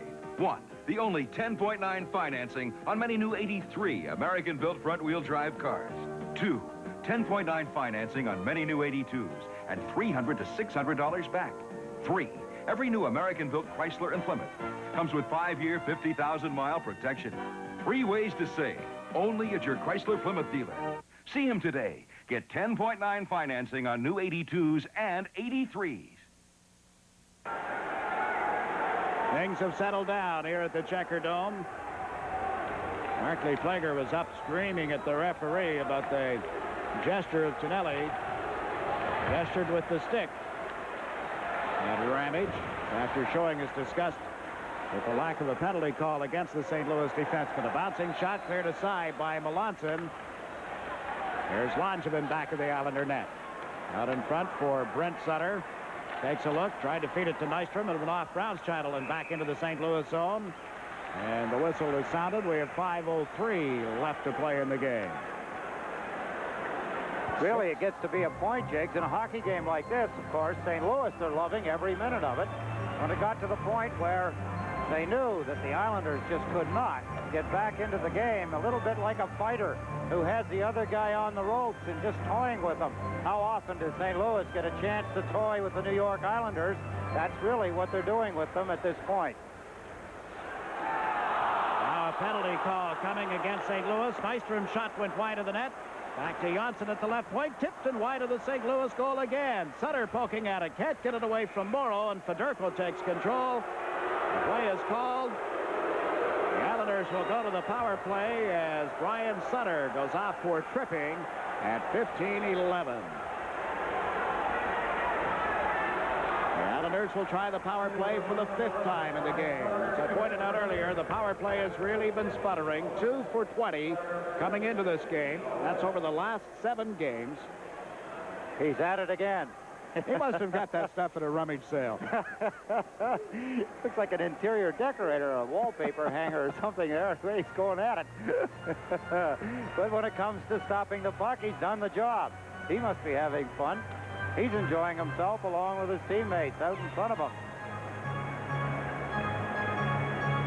After that 5-5 tie in his only start this year in Edmonton, they say he had a grin on his face for 3 straight days. Can you imagine what he'll be like if he blanks the Islanders here tonight? Dwayne Sutter into the corner to Trottier. Tried to set up Dwayne. It was blocked by Dory. Andre Dory checked by Trottier. Ryan Trottier back of the net. That's Dwayne Sutter. Brownstrattle trying to knock it away from him. Couldn't do it. Dwayne Sutter over to Greg Gilbert. To the point for Persson. Into Gilbert. Back to Persson. Takes the shot. Gave it to Janssen, who was coming in on the left side to the blue line. That's Persson to Gilbert. Gilbert, who had missed 3 of the last 4 games, handling the puck, gave it to Persson. Let one go, and Dwayne Sutter tipped it wide. Trottier got it to Gilbert. Greg Gilbert around the boards to Trottier. To Gilbert. Gilbert comes out of the corner trying to make the play. Held the puck, gave it to Persson. Into Gilbert. Gilbert across to Janssen. Janssen fakes it, finds an opening, gave it to Gilbert. He fell as he tried to get it away. There's Trottier. He's knocked down from behind. Play goes on, and up the center ice comes Crombie. Mike Crombie forces the Islanders back. There's a penalty coming up. Behind the play, the Islanders draw a penalty with 52 seconds remaining in their power play. Frustration showing in the Islanders. We've seen it now since about the 10-minute mark of the 3rd period. Thomas Janssen thinking that St. Louis should have had a penalty when Trottier went down. Actually, Trottier fell on his own. Let's take a look here in front of the net. There's Heinz's view. Not much. Down goes Crombie. See, Trottier fell all by himself. Everybody thought there should have been a penalty. Gilbert fell by himself. Then Gilbert went down, but Trottier got up yelling, and Thomas Janssen, watch him pull the feet out right here. Boom. There wasn't any question about that. Crombie goes down. The arm of the referee goes up. Thomas Janssen goes off. 3:41 remaining in the 3rd period. So the teams are now 5 aside. 52 seconds left in Brian Sutter's penalty. Bourne will take the face-off against Umlauf. Bourne got the draw to Boudelier. Into the corner for Bourne. Bourne across to Morrow. At center ice, golfed it across the St. Louis line. Tonelli hustling in after it. John Tonelli being booed by the crowd as he touches the puck. It's in Bourne's skates. He's booed as well. The goaltender comes out to move it. Boudelier in off the left point. He's bucked. Here's Tonelli trying to get away from Pettersson. A pile up, and the puck is underneath. Jorgen Pettersson, hands throwing debris out on the ice. The face-off will be in the circle to the right of Rick Heinz. And now they're backing up a little further, but it should be in the St. Louis zone. It appears that they're going to move it outside the line. 39-28. The shots on goal favoring the New York Islanders as we look at Barclay Plager at the St. Louis bench.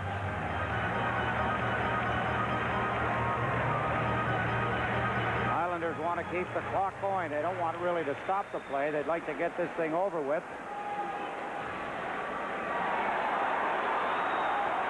20 seconds remaining in the penalty to Brian Sutter. The Blues trying to come out of their own end of the ice. Boutilier's pass hit Bourne, and Fedorko is knocked off the puck. Kennelly and Bourne in forechecking. Tom Bourne lost it. Fedorko muscled into the corner, and his clearing effort ends up in the seats. In 4 seconds, the Blues will have a man advantage. Calgary has just gone ahead of Los Angeles 3-2.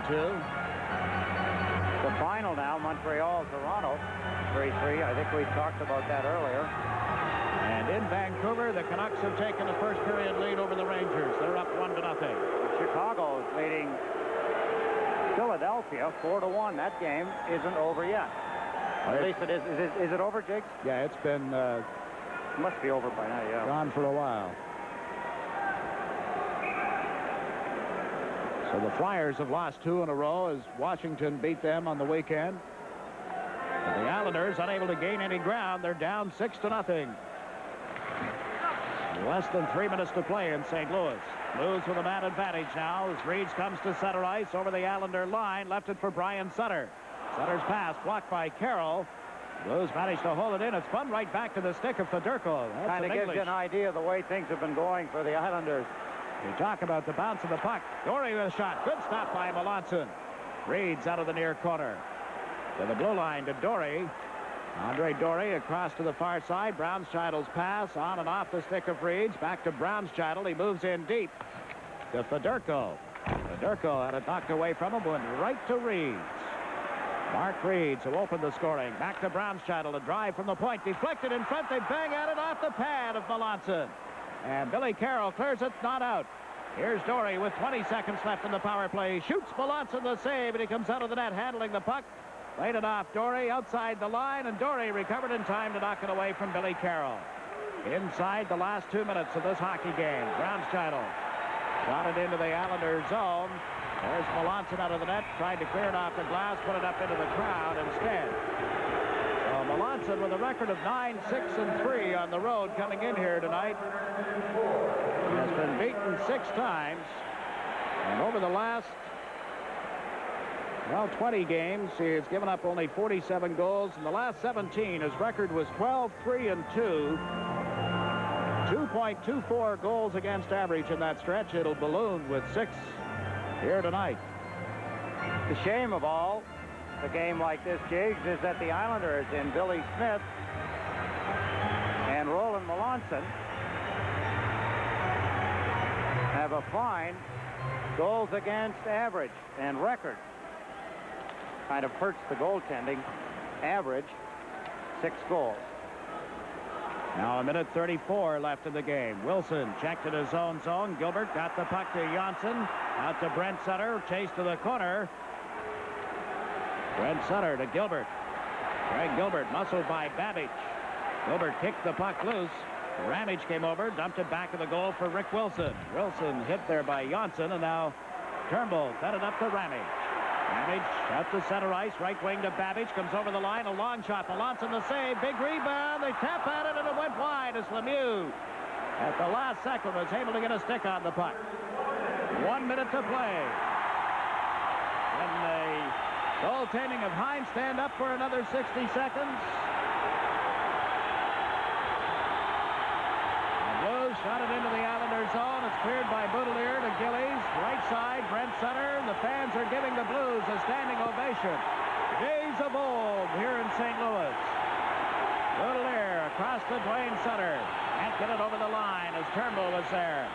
No whistle. Brent Sutter and Ramage bumped together. A pile-up on the boards. The puck came loose. Morrow into the corner to Dwayne Sutter. Dwayne Sutter to Gillies. He's tied up at the side of the net. The puck just went wide with 20 seconds left. The Blues have shot it into center. The Islanders will get back before it goes far enough for icing. Melanson up to Morrow, but the whistle is sounded with, well, they still haven't stopped the clock. Now it has stopped with 10 seconds left. There was about 15 left when this broke out down in the St. Louis zone. The outcome is not in doubt. It's a matter of a shutout for Hines, and this crowd has stayed around, and the frustration really beginning to show on the part of the Islanders here. The fans pelting them with some debris. It comes out of the seats. Game at this point to see anything break loose. Brent Sutter continues to go after Larry Patey. I didn't know that they had anything working. Hopefully some of the Islanders' cooler heads will prevail, trying to get the hot spots away so they can cool down.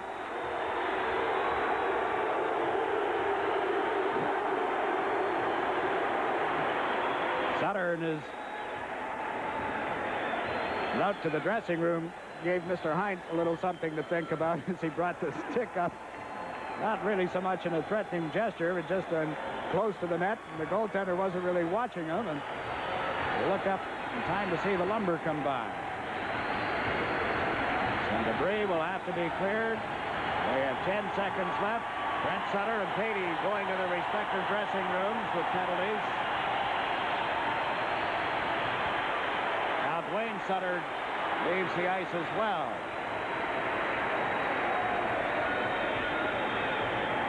So these penalties at 19:50. And the Blues will have defeated the Islanders here in St. Louis for the first time since November 2nd of 1979. First win over the Islanders in their last 9 meetings. The Islanders were 6-0-3 against the Blues in their last 9 games. At home at the Nassau Coliseum, the record, the Islanders 16-0-5 in the last 21 St. Louis visits. And the Blues will come calling twice next season.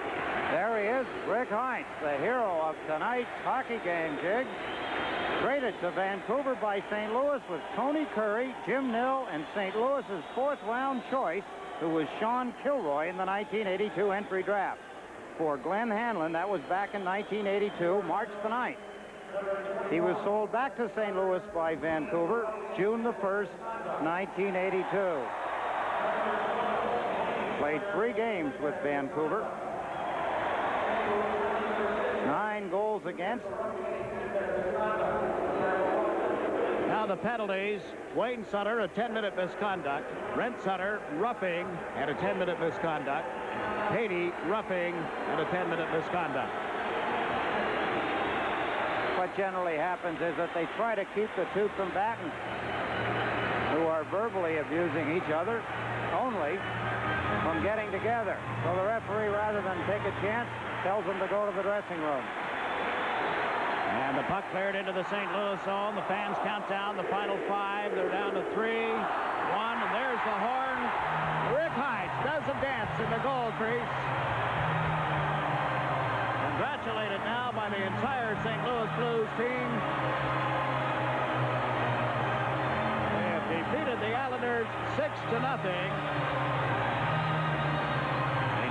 A 4-point lead over the Toronto Maple Leafs, 5 points over the Detroit Red Wings in their bid for the playoffs.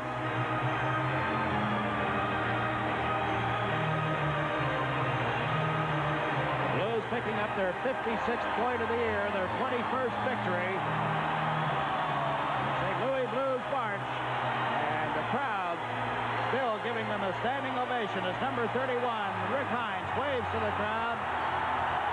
Doc Plott used to come out and lift both arms high over his head in the salute here, but Rick Heinz, a very happy young man, and so he should be, as he has whitewashed the Islanders, stopping all 39 shots. Final score, St. Louis 6, the Islanders nothing. We'll be back with a recap